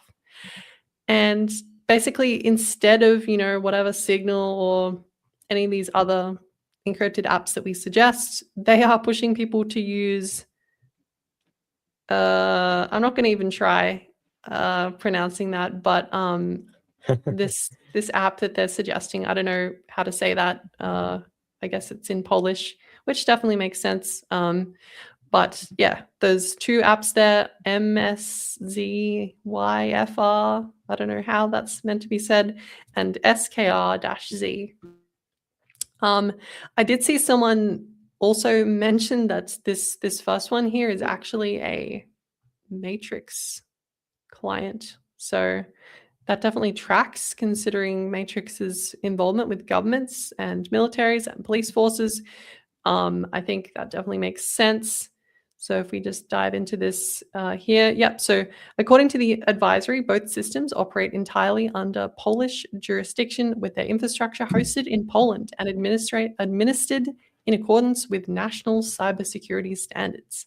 The move mirrors a broader European trend towards digital sovereignty in government communications. Earlier this month, Germany's Bundestag similarly encouraged lawmakers to transition away from Signal and use Wire messaging platform after phishing attacks targeted politicians. So I think this is a little bit, I can understand why these countries are saying that they would rather use something that exists in their own country, like for, sovereignty reasons and, not trusting software from other countries. But I think the issue that you kind of comes with this whole practice is you start recommending people use less secure options. You actually reduce security when you do this, because you're telling people not to use the most secure apps. Like if they're saying not to use Signal, or then saying not to use SimpleX, or they're saying not to use any of these other recommended messages that we suggest, you're pushing people to these other apps, which I would argue probably don't offer the same guarantees of privacy. Although they're in a foreign jurisdiction, but I don't think that really matters when it comes down to the encryption guarantees, because Signal, they can't access the message content. So I think it's a little bit silly. In my opinion, I don't think there's any evidence that these apps are compromised, and I think the phishing attacks are also something that needs better education. Like, we just need to basically make sure that these public sector organizations are telling people, like, Signal is never going to text you and ask you to scan a QR code. Like, these these organizations need to give better advice and better cybersecurity hygiene. Like they should be telling people, don't do this sort of stuff, because I don't think switching to these national messages is going to increase security. I feel like it's going to decrease security. But that's kind of my initial thoughts. Do you have anything you wanted to add on Yeah, that? I feel like I would imagine all of these systems, even though they're built on Matrix in this case, Germany switching to Wire, of course. I'll talk about that in a sec too. I would imagine, even though it's Matrix, they probably don't federate at all, or they. I've seen some governments set up like a Matrix server per agency and stuff like that, but then they only federate with each other, not the wider area. So that's probably a way that they want to have phishing protection, since there's no way to kind of block phishing attacks on Signal. But at the same time, yeah, that education is still important, and you're still going to have phishing attacks occur through other means, even if your matrix system is totally walled off. So, like, just ignoring that as a problem and not, you know, it can go both ways. I don't think it's ever a great solution when the answer is like, you just gotta educate your users, because if there's one thing, that has proven to not be very effective is just telling people to do something. But at the same time, tech literacy is important, and again, all of these social engineering attacks, they can take so many routes to get to people. I don't know how much of a benefit switching just this one service over is going to uh, have. As far as Wire, I didn't actually know that the holding company for Wire moved to Germany, because I remember in 2019 it was a whole thing where they moved to the US, and then it was like, well, is this under US jurisdiction? Anyways, I just looked this up now, because I wanted to look up, like, is that still the case? Why would Germany be they're still sticking with a US company, but I guess they're not American anymore, so it makes a bit more sense. Unfortunately, Wire has kind of gone downhill for consumers here, so it's not like something we focus on, just because they are really focused on the business side of things now. So whatever. But yeah, it's interesting that they're all switching. I'm of two minds about it, because I feel like it's important. It's not only is it important to like own all of your data and self-host your own stuff, and that goes not only for people personally, but also for organizations and governments. And also, I think not being reliant on the U.S. is important, for the rest of the world. But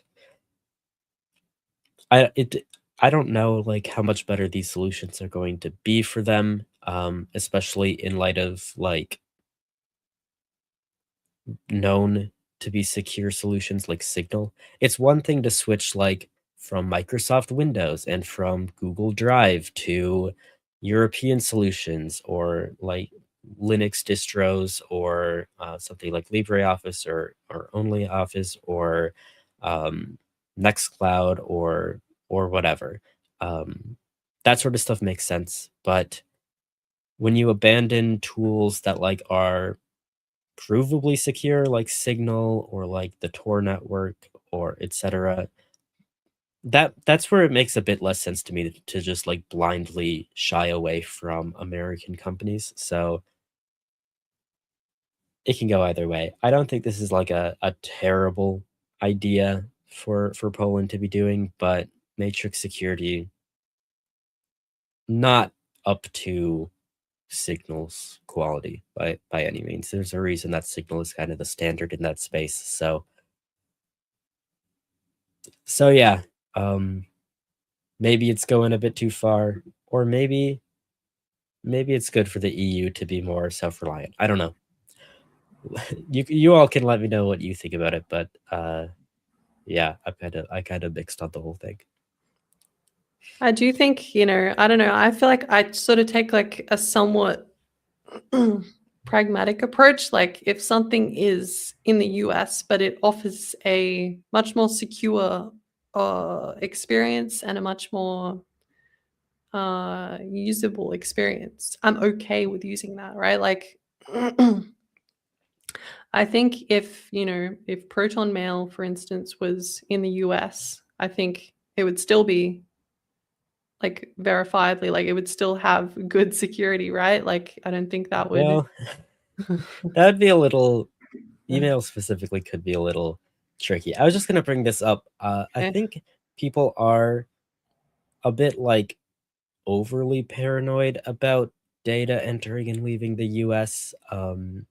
In reality, especially for an app like Signal, or like the Tor network, for example, there aren't really a lot of laws on the books that could compel them to like turn over a lot of information right now, and that can always change. But like we've talked about European countries with very invasive policies in the past, and when we've seen a lot of pushes to get rid of end-to-end encryption in messaging apps and in other apps, a lot of those pushes are more from Europe than in the US, because I think Europe is a bit overly focused on businesses exploiting your data, which is a good thing to be concerned about. But I really don't think in the EU and in other European countries enough focus is being turned onto stopping the government from abusing your data. We see a lot of privacy laws in the EU that are very good and very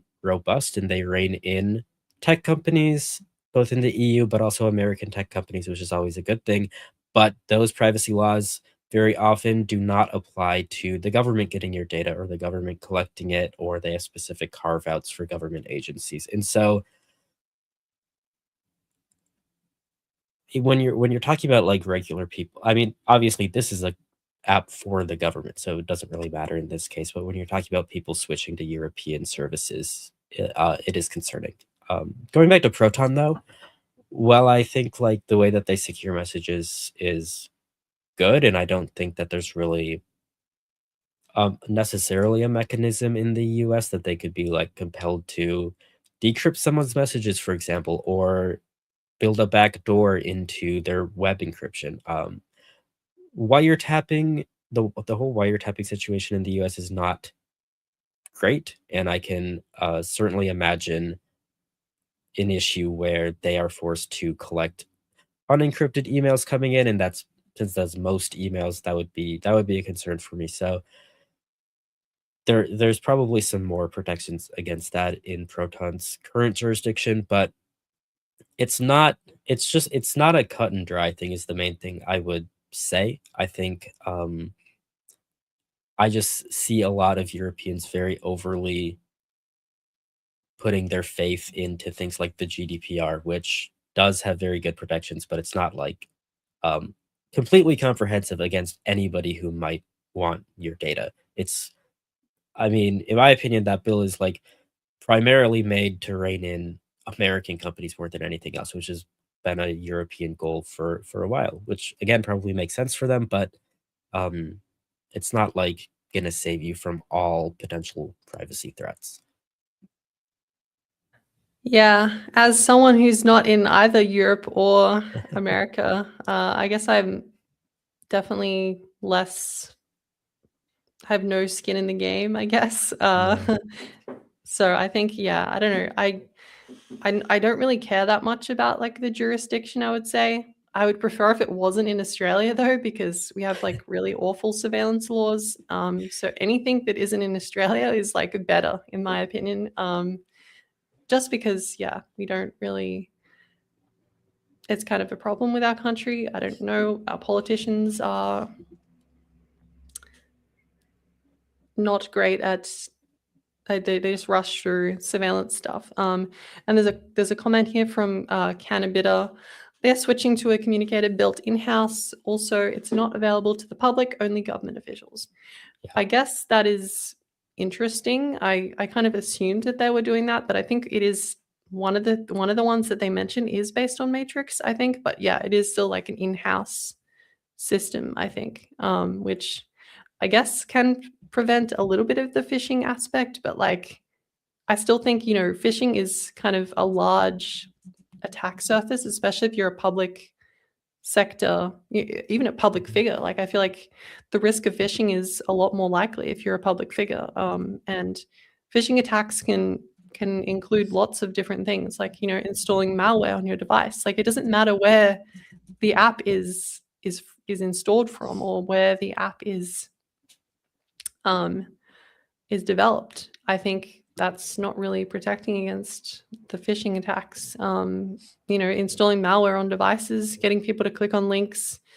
I don't really see how that is relevant to the location of the app being in your current jurisdiction, whereas not. I'm not sure that's the greatest reason to want to do that. I can certainly see from like a sovereignty aspect, like I think I would probably I don't know. I think when it comes to like public citizens' data, I don't think it should be shared with like some American tech corporation. That's obviously not where that data should be going. But like if it's communications with public sector stuff, I guess there could be national security concerns with sending that data. But again, if it's encrypted, I don't see how that's really that relevant.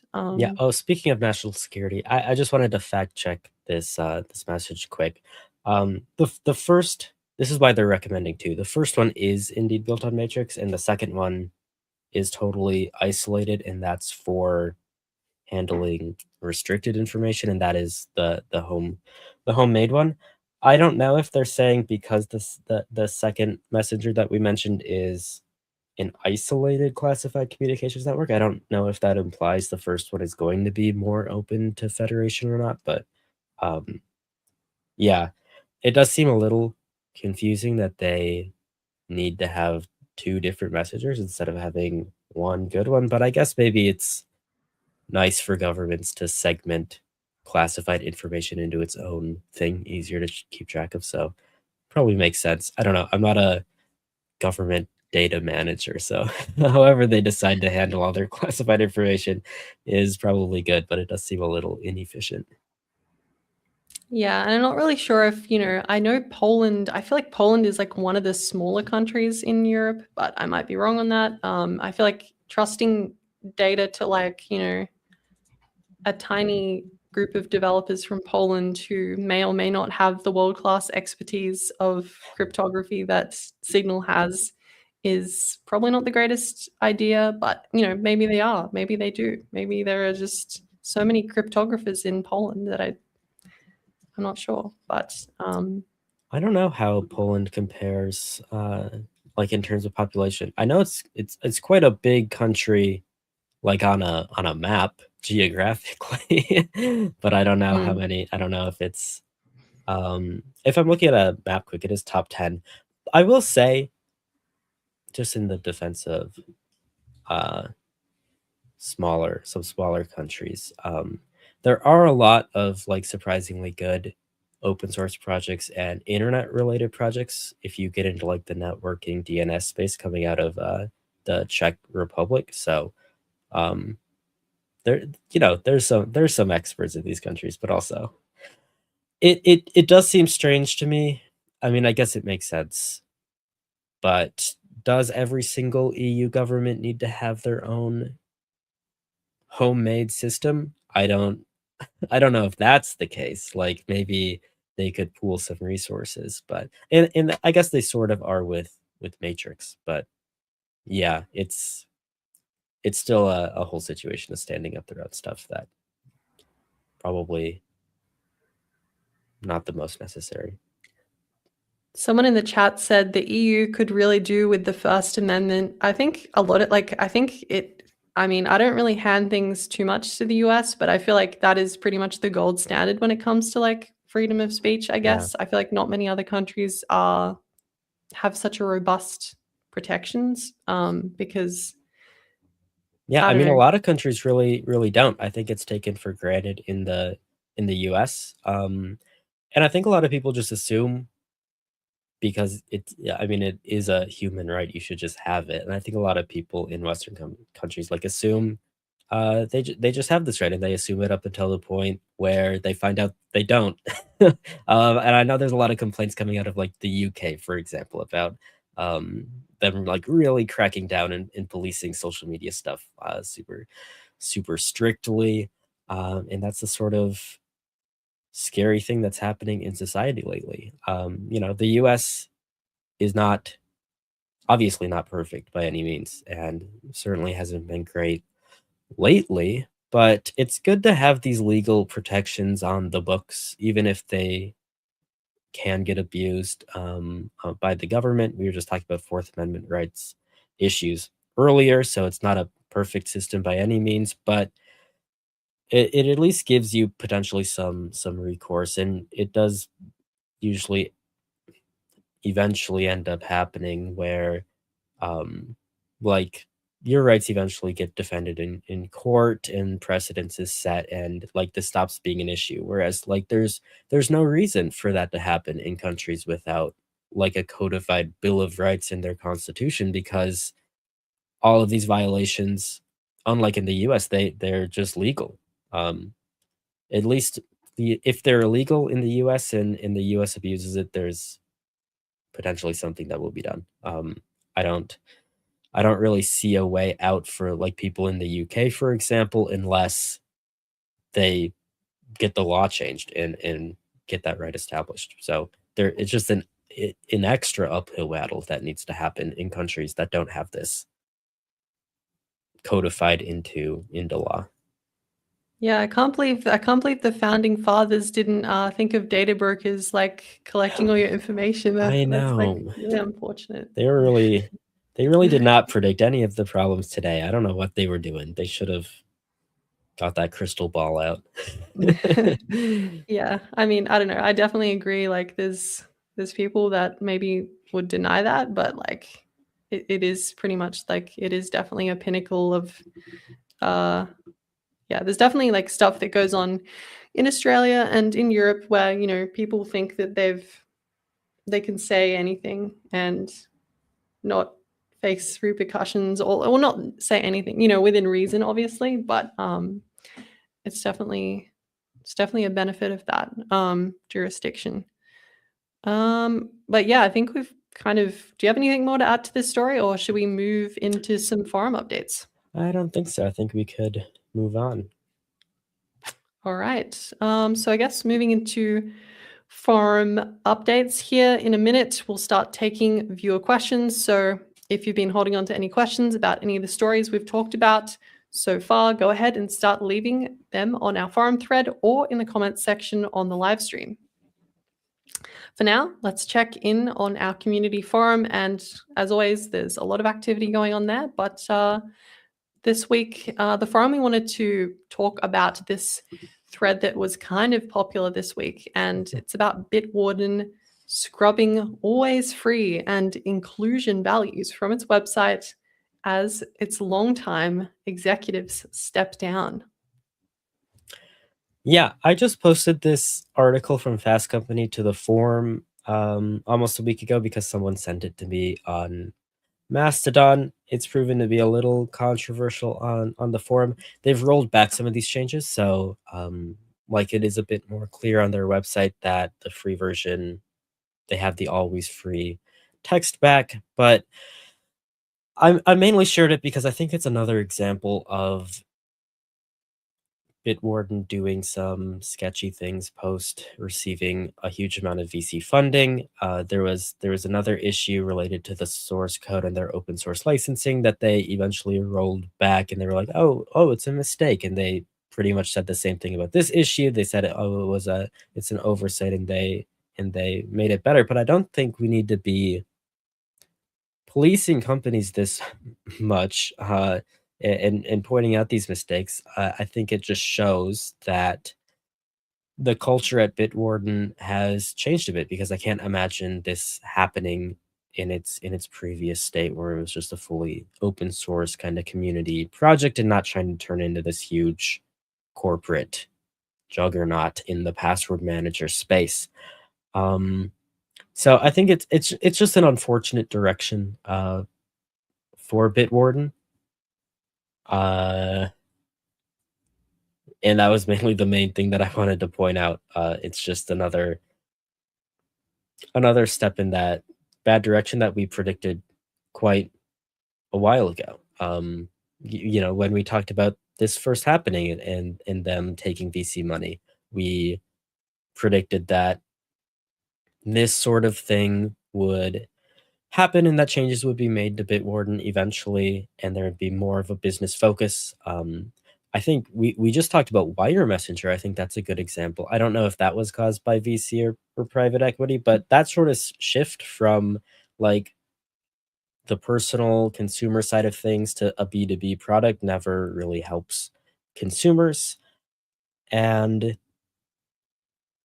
yeah, I think that regular consumers of Bitwarden are going to be kind of left in the dust. The nice thing about Bitwarden being open source, of course, is that if that ever happens and if it becomes really serious with Bitwarden, I'm very confident that some community of open source developers will fork it and kind of pick up the torch wherever Bitwarden decides to leave off, because so many people use Bitwarden, like especially in the open source and tech space, um, and there already are open source implementations of some functionality of Bitwarden. So like there's Vault Warden, for example, which lets you self-host the entire server backend, which is actually probably a large chunk of the work that would be required to create a fully open source fork. All you would need to do is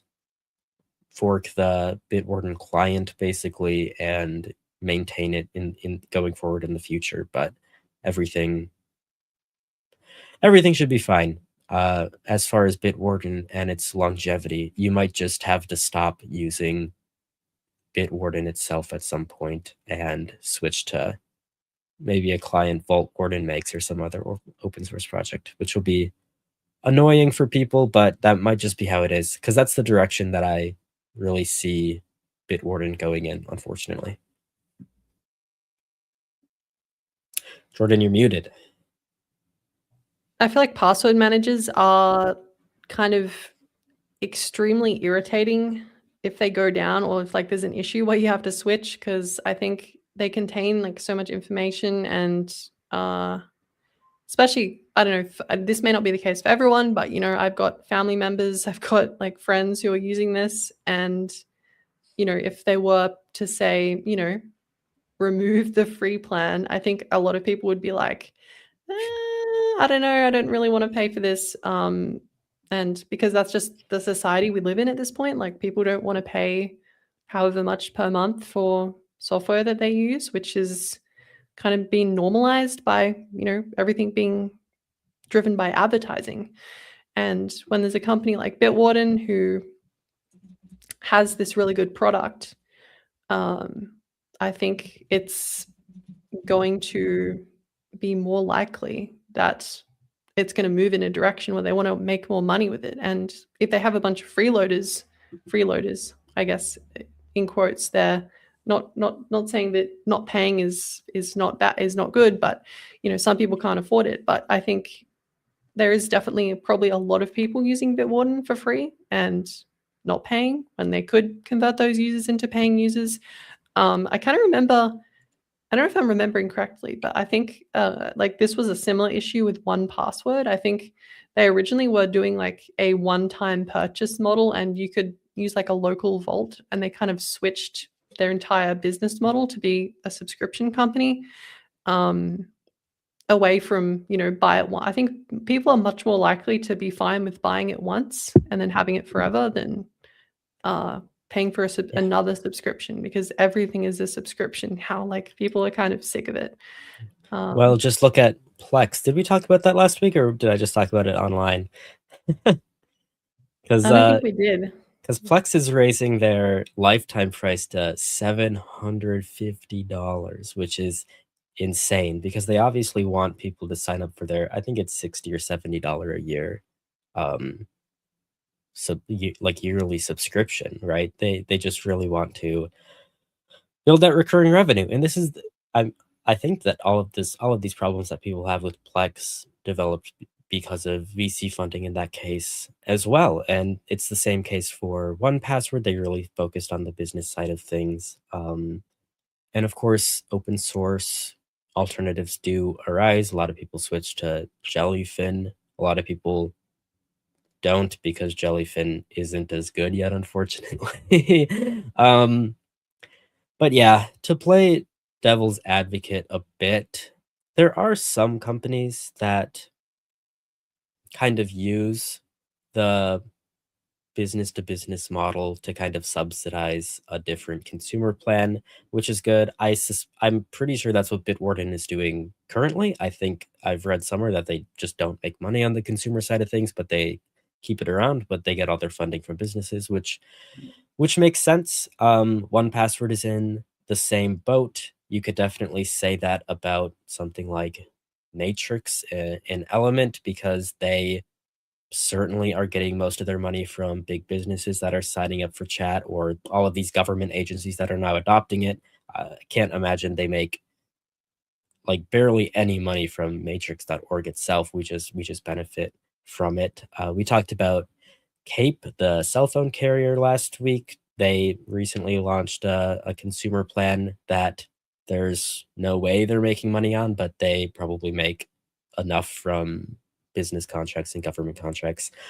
The list goes on. The problem we see with that is a lot of the times that only holds true under the current leadership, and it's inevitable that leadership of a company will change, and it almost never changes to people who maintain that. So maybe Bitwarden is dedicated to keeping this up, but that dedication is only going to last as long as the people in charge want it to. And when they get replaced, which also could happen more easily because of their VC funding, those VC funds might kick him out if they don't like him enough. Who knows how much like shareholder voting power they have? It's probably a significant amount. So things can take a turn at any time once you switch to this model instead of going all in on the consumer side. So yeah, I remain concerned. It's possible though that with all of those companies I mentioned, it might not be a concern for us for a good long while, but you just never know. That's the big problem. Yeah, I think also, I don't know, I've kind of almost become very hesitant of companies that take VC funding now because Yeah. of this cycle. It just keeps happening over and over again. Like, I just, should I move my data to this company that's may not exist or be sold on to someone else, or may completely change its values based on, investors in the company wanting changes? I think, yeah, it is definitely a concern, but I think at least in the password manager space, we have so many good options. Like, if you don't like Bitwarden, Proton Pass. If you don't like Proton Pass, there's KeyPass. If you don't like, I know we recommend Siono as well. That's like a German one, I think. So there's lots of options, I think. And I think, if you don't like this direction, if you're starting to feel like this is going in a direction that you don't want to be part of, I think this might be a sign of the times that this might need to, basically, you might need to start switching things up, or at least be ready to switch if something worse does happen. But I mean, I feel like the main business model of password managers is to protect your information. So I feel like if they're not protecting your information well enough, or if they're making security compromises, then that's kind of compromising the product. And I think that's, at least the security aspect is safe. I think that you could say the same about 1Password. I think it has got a lot of VC funding, but at least the security aspect seems like something that they would never compromise on. So I don't know. It's just an unfortunate situation that a lot of some of these projects at least are VC funded, and there are risks with that, but at least right now, there is no active concern, I think, with this direction. I think it's definitely a caution. I'm proceeding with caution, but I think if we see more changes that affect the product, we might have to, you know, relook into the product. But right now, it seems like their direction is to continue being, a secure password manager. That's that's their main focus, at least. Yeah, just gotta keep an eye on it. There's another password manager, that I've seen around called Passbolt too. I need to look into them again because I don't remember the reason we didn't wanna list them at the time, but they seem to be doing something unique. Anyways, I say that just to say, if anyone has used Passbolt and wants to let me know more about it, you can share it in the chat or definitely post it on the forum because I would love to take another look at it. That is more team focused, but it seems like you could easily just use it as a personal or like a family password manager. So, and it's open source and stuff. Again, I haven't looked into it, but they've been around a while and I definitely want to. So, yeah. I like companies. I'm mainly interested in them because they make it very easy to self-host and they make it like their prominent thing. I think they have a cloud service, but um, it's always a good sign, I think, when they make the option pretty easy. Self-hosting Bitwarden, somewhat challenging. Exactly why Vault Warden exists because the official stuff is hard. So, yeah. Fair enough. I guess here we've kind of discussion has kind of we covered everything we need here. I guess we could kind of move into taking some questions. I'm not seeing any in the chat or Yeah, if you have any guess questions, in the this is a good time to share. I'm sure I'm in the chat. I did see a comment if I scroll up here somewhere. It wasn't it wasn't a question. Oh yeah, there it is from hello. I just wanted to thank you for the feedback on the form, especially because I was literally last week thinking about changing it to maybe that category view because the latest section can get a bit overwhelming, but also I do like it as well. So this is good feedback to to know because I've definitely seen that on other forums and feel kind of mixed about it.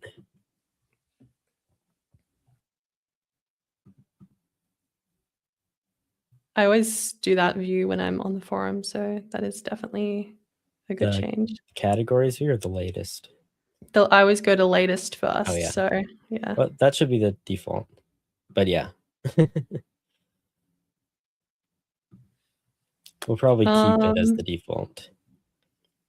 yeah, I agree. I definitely think it's the better view. We did get a comment here again on our forum post from XMR chat, please. This is a request to add XMR chat to the live stream. Yeah, I mean, we can look into it and we can try, but I mean, there's, as Jonah said, there's like a whole website redesign going on. There's like all these projects going on at the same time. It's We do noted. accept Monero though, I so was gonna say, and it's probably one of the things that makes XMR chat a bit tricky because we accept Monero through BTC Pay server right now, which kind of like I believe it generates a new Monero address like per person basically. So like you can get your receipt and stuff. So we don't just have like a single Monero address to send Monero to. I don't maybe we can get one though. I just don't know. I haven't asked if we can do that. So I would have to just look into that more and see how it works. yeah, definitely more of a Magic Grants question, I think. Another thing, if we don't have any questions yet, I wanted to point out another forum post that's currently in the latest view right now because it was updated recently. There was a post in the project showcase that got a bit of traction because they are working on like a open source home camera security system. They just posted an update to the forum um, with a lot of changes that they've worked on over the past few months, which look pretty cool. So I gotta look into this project again a bit more. Um, it's called Secluso, but they're very active on the forum if you ask questions. So I just wanted to point that out because if anyone is looking into home security cameras or wants to check out an open source solution, I think that they would at least be good to chat with on the forum because they're there and can answer your questions as opposed to some other things. But I got to check it out myself to see how good it is. Yeah, it definitely looks interesting. I think also we've kind of had discussions internally about like would we ever cover like home automation security stuff. So maybe I don't Yeah. know. There hasn't really been like that many good options to like Yeah, that's what I do was gonna this say. The with. home automation stuff is kind of tricky because, like, I've been messing with all that stuff personally around my house over the past year, and some stuff is working, but a lot of stuff is not working super well, unfortunately. And it's something that, I mean, we definitely want to base all of the stuff that we're writing on community feedback and what people generally agree is the best solution. And there's not a lot of like consensus on the forum about what's actually good, um, or like experiences being shared. So again, I keep talking about the forum, but I think if you have any insight into the home automation space, it would be very helpful for you to share it there, and so we can get a bit more ideas of things to look into. Yeah, I also think like I feel like the smart home ecosystem is like incredibly hard to navigate. Like there's so many standards, there's so many downsides, upsides, all these protocols. It's And then, there's also the thing of where are these products even available? Like, are these products available globally? Like, if we were to recommend something that, let's say, is very popular in Europe, but then it's not popular in the US, then it's like, well, that's not really very useful, is it? So I don't know. Yeah. I'm kind of curious to hear what other people think. Um, but yeah, I've been messing around with it a bit, but not really with um, at least here, a lot of the stuff is basically all matter. So, and that has another set of problems Yeah. compared to other standards. So, Yeah, I'm not a huge fan of Matter. I know some people in our chats are, but I don't know. I'll have to write up all of my grievances sometime. I gotta get my thoughts together on all this smart home stuff.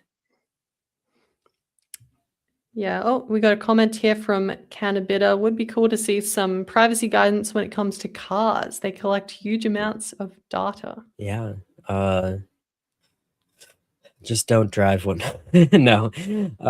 It's hard. And it's especially hard nowadays because not only do you have to be worried about your car, but you're just being tracked by all these cameras that people are putting in, tracking you by your license plate. So, yeah, surveillance while traveling is very, very tough right now. As far as I understand it, as when it comes to cars, really the only usable solution is to buy like a car from 2014 or earlier. Can't be a fancy car in 2014. I mean, they'd already been doing some crazy stuff then, but, like, if you get a normal car, it probably isn't, like, fully computerized yet, so, uh but yeah, I mean, that's not great. That's not a great solution for everybody, certainly, especially, like, if you don't want to deal with a lotta car things because an older car is probably gonna have more problems than a brand new one, but I don't really know of any great solutions to this problem. Um, this is another thing that we don't get a lot of information from. So I either assume nobody in the community that we have really knows a lot about it, or it's just not a topic that a lot of people here are super interested in. So that makes it challenging to know what to look into as well. I mean, this is kind of, something that came up in the news. I'm personally not someone that drives or has ever driven, but I did see that there's this brand called Rivian that said they're allowing you to disable all data connectivity in their cars. Okay, I did yes. see that. Hello, literally just asked about that, and I had not seen that news, so that's good to bring it up. Is do you know any more about it other than that? In fact, there was actually a thread on the forum about this already, I must have missed because it. someone was, wondering, like, how does this work? Like, is this like an airplane thing, like airplane mode feature? Like, how does this work? And yeah, it's in their support page. Like, if you go to Rivian and you go to their support website, it does say that you can choose to do that, and it prevents all data leaving the vehicle, but it disables some functionality. I think this is quite interesting. Like, I feel like no other car manufacturers had this as an option before. And I think one thing with this though is it needs a bit of third party testing. I think I wouldn't trust this 100%. Like, is this what I would think you would have to do a bit of testing to make sure this is actually the case. Um, I'm but very confused about this. I'm looking at their support page. They say it'll limit or disable certain functionality in the vehicle, and their list is navigation, active lane centering, over-the-air updates, which provide new features, better performance, safety enhancements, and bug fixes.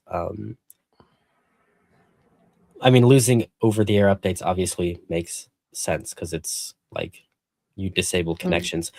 I feel like it this we should still this technology should still exist because 10, 15 years ago you could get a car with navigation and it would work without the internet. Like you can download an offline map. So should and maybe that is the case here. I guess they do say it will limit or disable it. So I don't have a Rivian. Obviously can't test this. Maybe it is just offline maps and that's fine.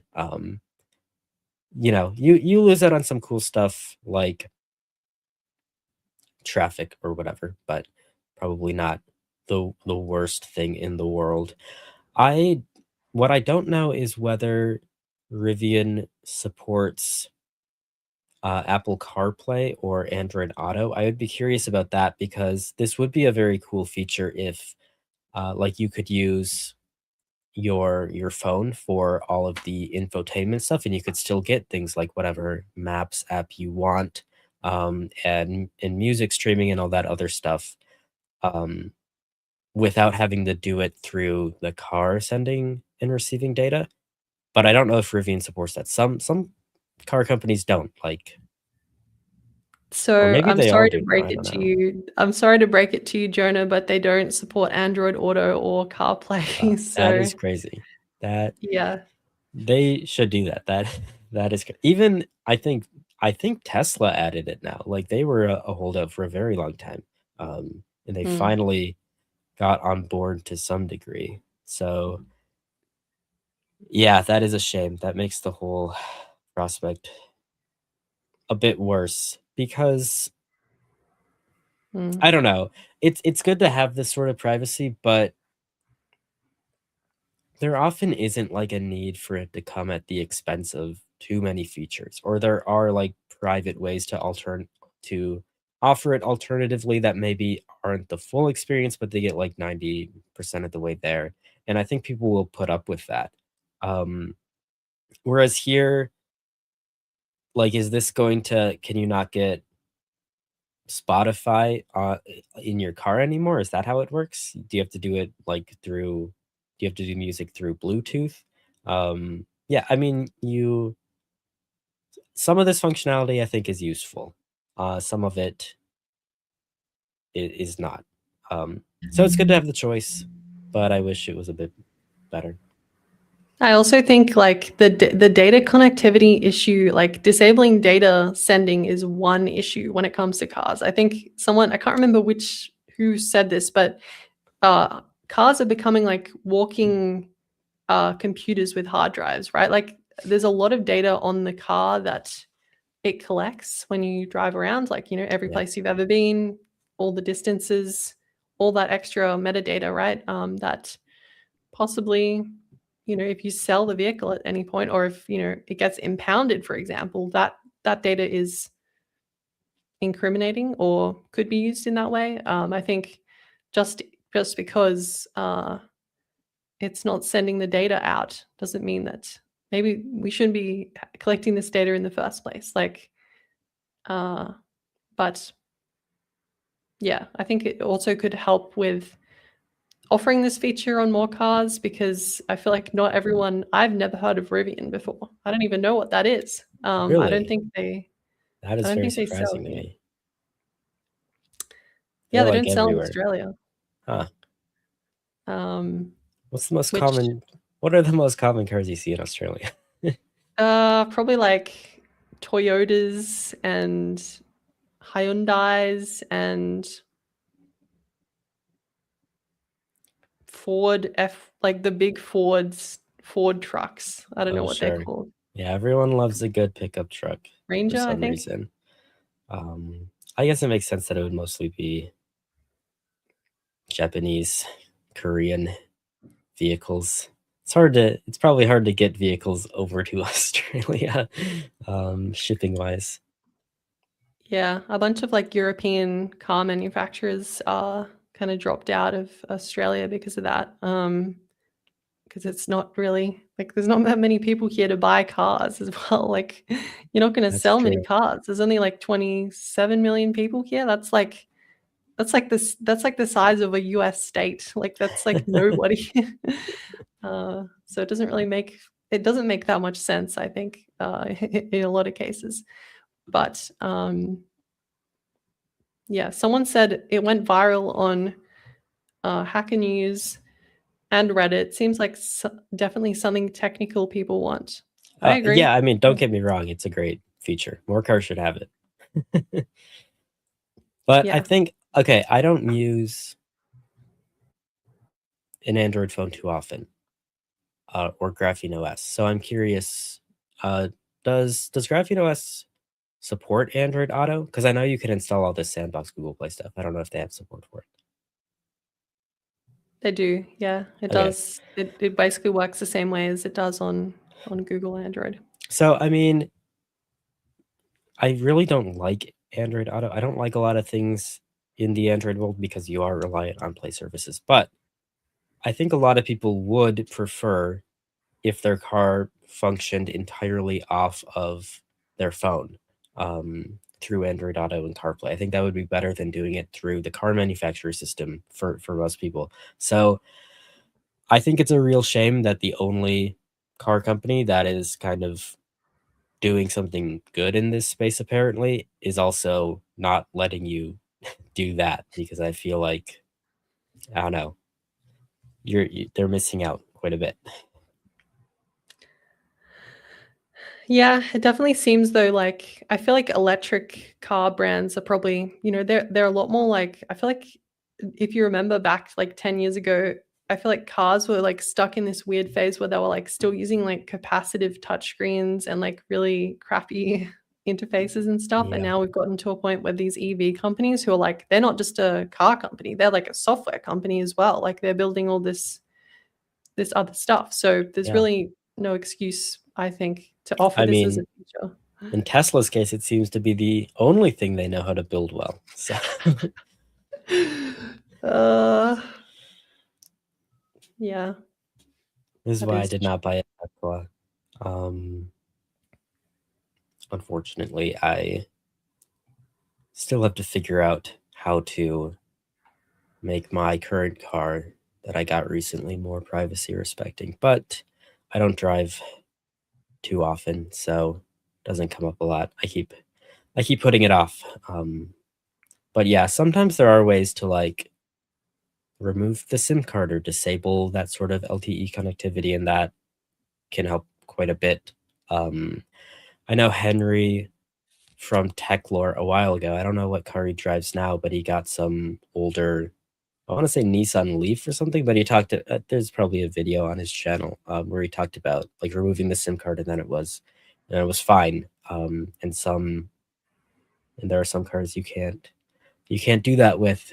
And I still have to look up, research whether or like how much is possible with my Polestar 2, but I'm worried there won't be a lot, unfortunately. It might be a trade-off that I'm making because I want an electric car, and all of the other electric cars um, are much worse. Except maybe Rivian, but I was never in a million years going to buy a Rivian because they only make like a gigantic pickup truck and a gigantic SUV. So it was never that was never gonna happen.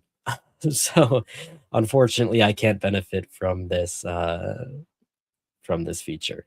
But yeah. Yeah, I don't think the advice, like, it's really irritating that the advice, like, I feel like the advice now is, like, buy a 10-year-old car, like, that is I really know. bad advice, like, don't buy a 10-year-old car, that's just gonna have so many issues, and it's gonna be a pain, like, no. Well, you know what? People do drive pretty old cars pretty commonly.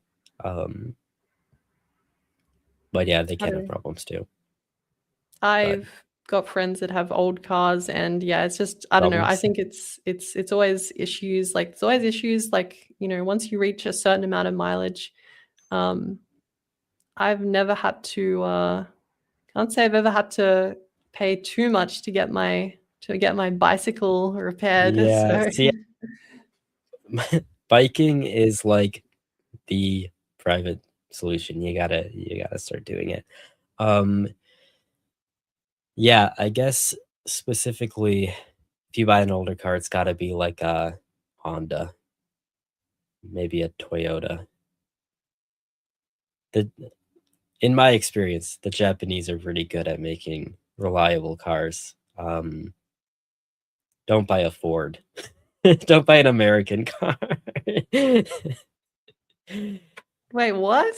Is I that the consensus that American cars aren't that reliable, or Well, the main consensus is that Hondas are particularly good, but I don't know. I don't know how common this phrase is. Maybe this is only like in my circles in my family, but everyone says that Ford stands for fix or repair daily. So that's what I hear.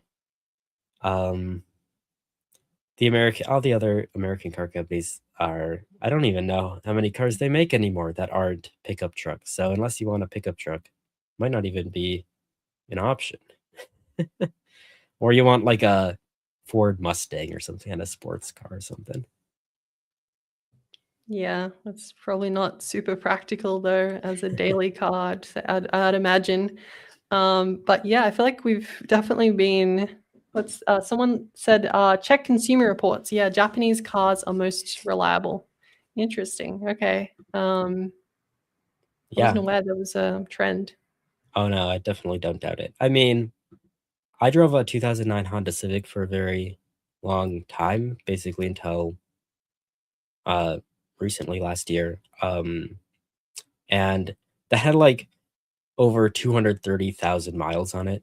And now my sister drives it and she still drives it. I think she had to fix up like a handful of things, but overall since then, since replacing, as far as I know, only like one or two things, it's been reliable ever since. So they kind of just last forever. Unfortunately, with that Honda Civic, like the car itself and the engine and everything are very reliable. All of the stuff that surrounds the engine tends to be pretty cheap and kind of plasticky and falling apart. So it's not like the highest quality car to drive, unfortunately, even though it will outlive everything. Yeah. But, what can you do? You just gotta research cars if you're buying an old one. They're hugely hit or miss for sure. Okay, yeah. I mean, at least you'll save a bit of money. I feel like cars now, like, the prices have definitely gone Yeah. pretty bad. Well, So, even used cars. The used car market is insane, but it's ridiculous. But it's, so is the new car market. It's even more insane. So there's no winning. You're winning a little bit buying used. yeah, yeah, I think my brother, he bought a car, like, 5 years ago, and now he checked the price on the car listings, and it's worth even more now than what he Yeah. bought it for. Like, how does that even work? When did he buy it? Probably, like, I guess 10 years ago now? Oh, Yeah. okay.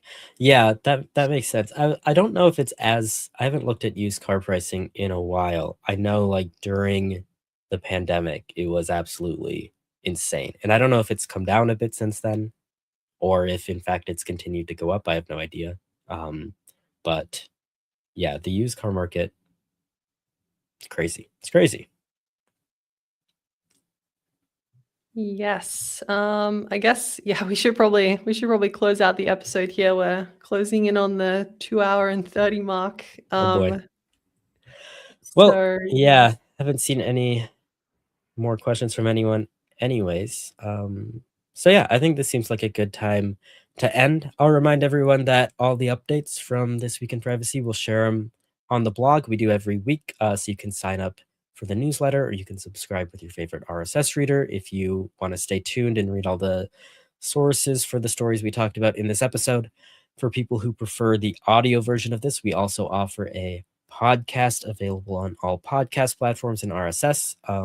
This video is also going to be synced to our PeerTube and posted to our website at privacyguides.org/videos. So you can check it out in a self-hosted manner if you don't like YouTube. Again, Privacy Guides is an impartial nonprofit organization that is focused on building a strong privacy advocacy community and delivering the best digital privacy and consumer technology rights advice on the internet. If you want to support our work, you can make a donation on our website at privacyguides.org/donate. To make a donation, you can click the red heart icon that's located in the top right corner of the page. You can contribute using standard currency via debit or credit card, or you can opt to donate anonymously using Monero or pretty much any other cryptocurrency. Becoming a paid member on our site is going to unlock exclusive perks like early access to the videos that we put out, priority during this Q&A if we get a bunch of questions, and you will also get a cool badge on your profile on the form. You'll get access to some member exclusive bonus videos we do, and you'll have the warm, fuzzy feeling of supporting independent media. That's it for us. Thank you all for watching, and we will see you next week.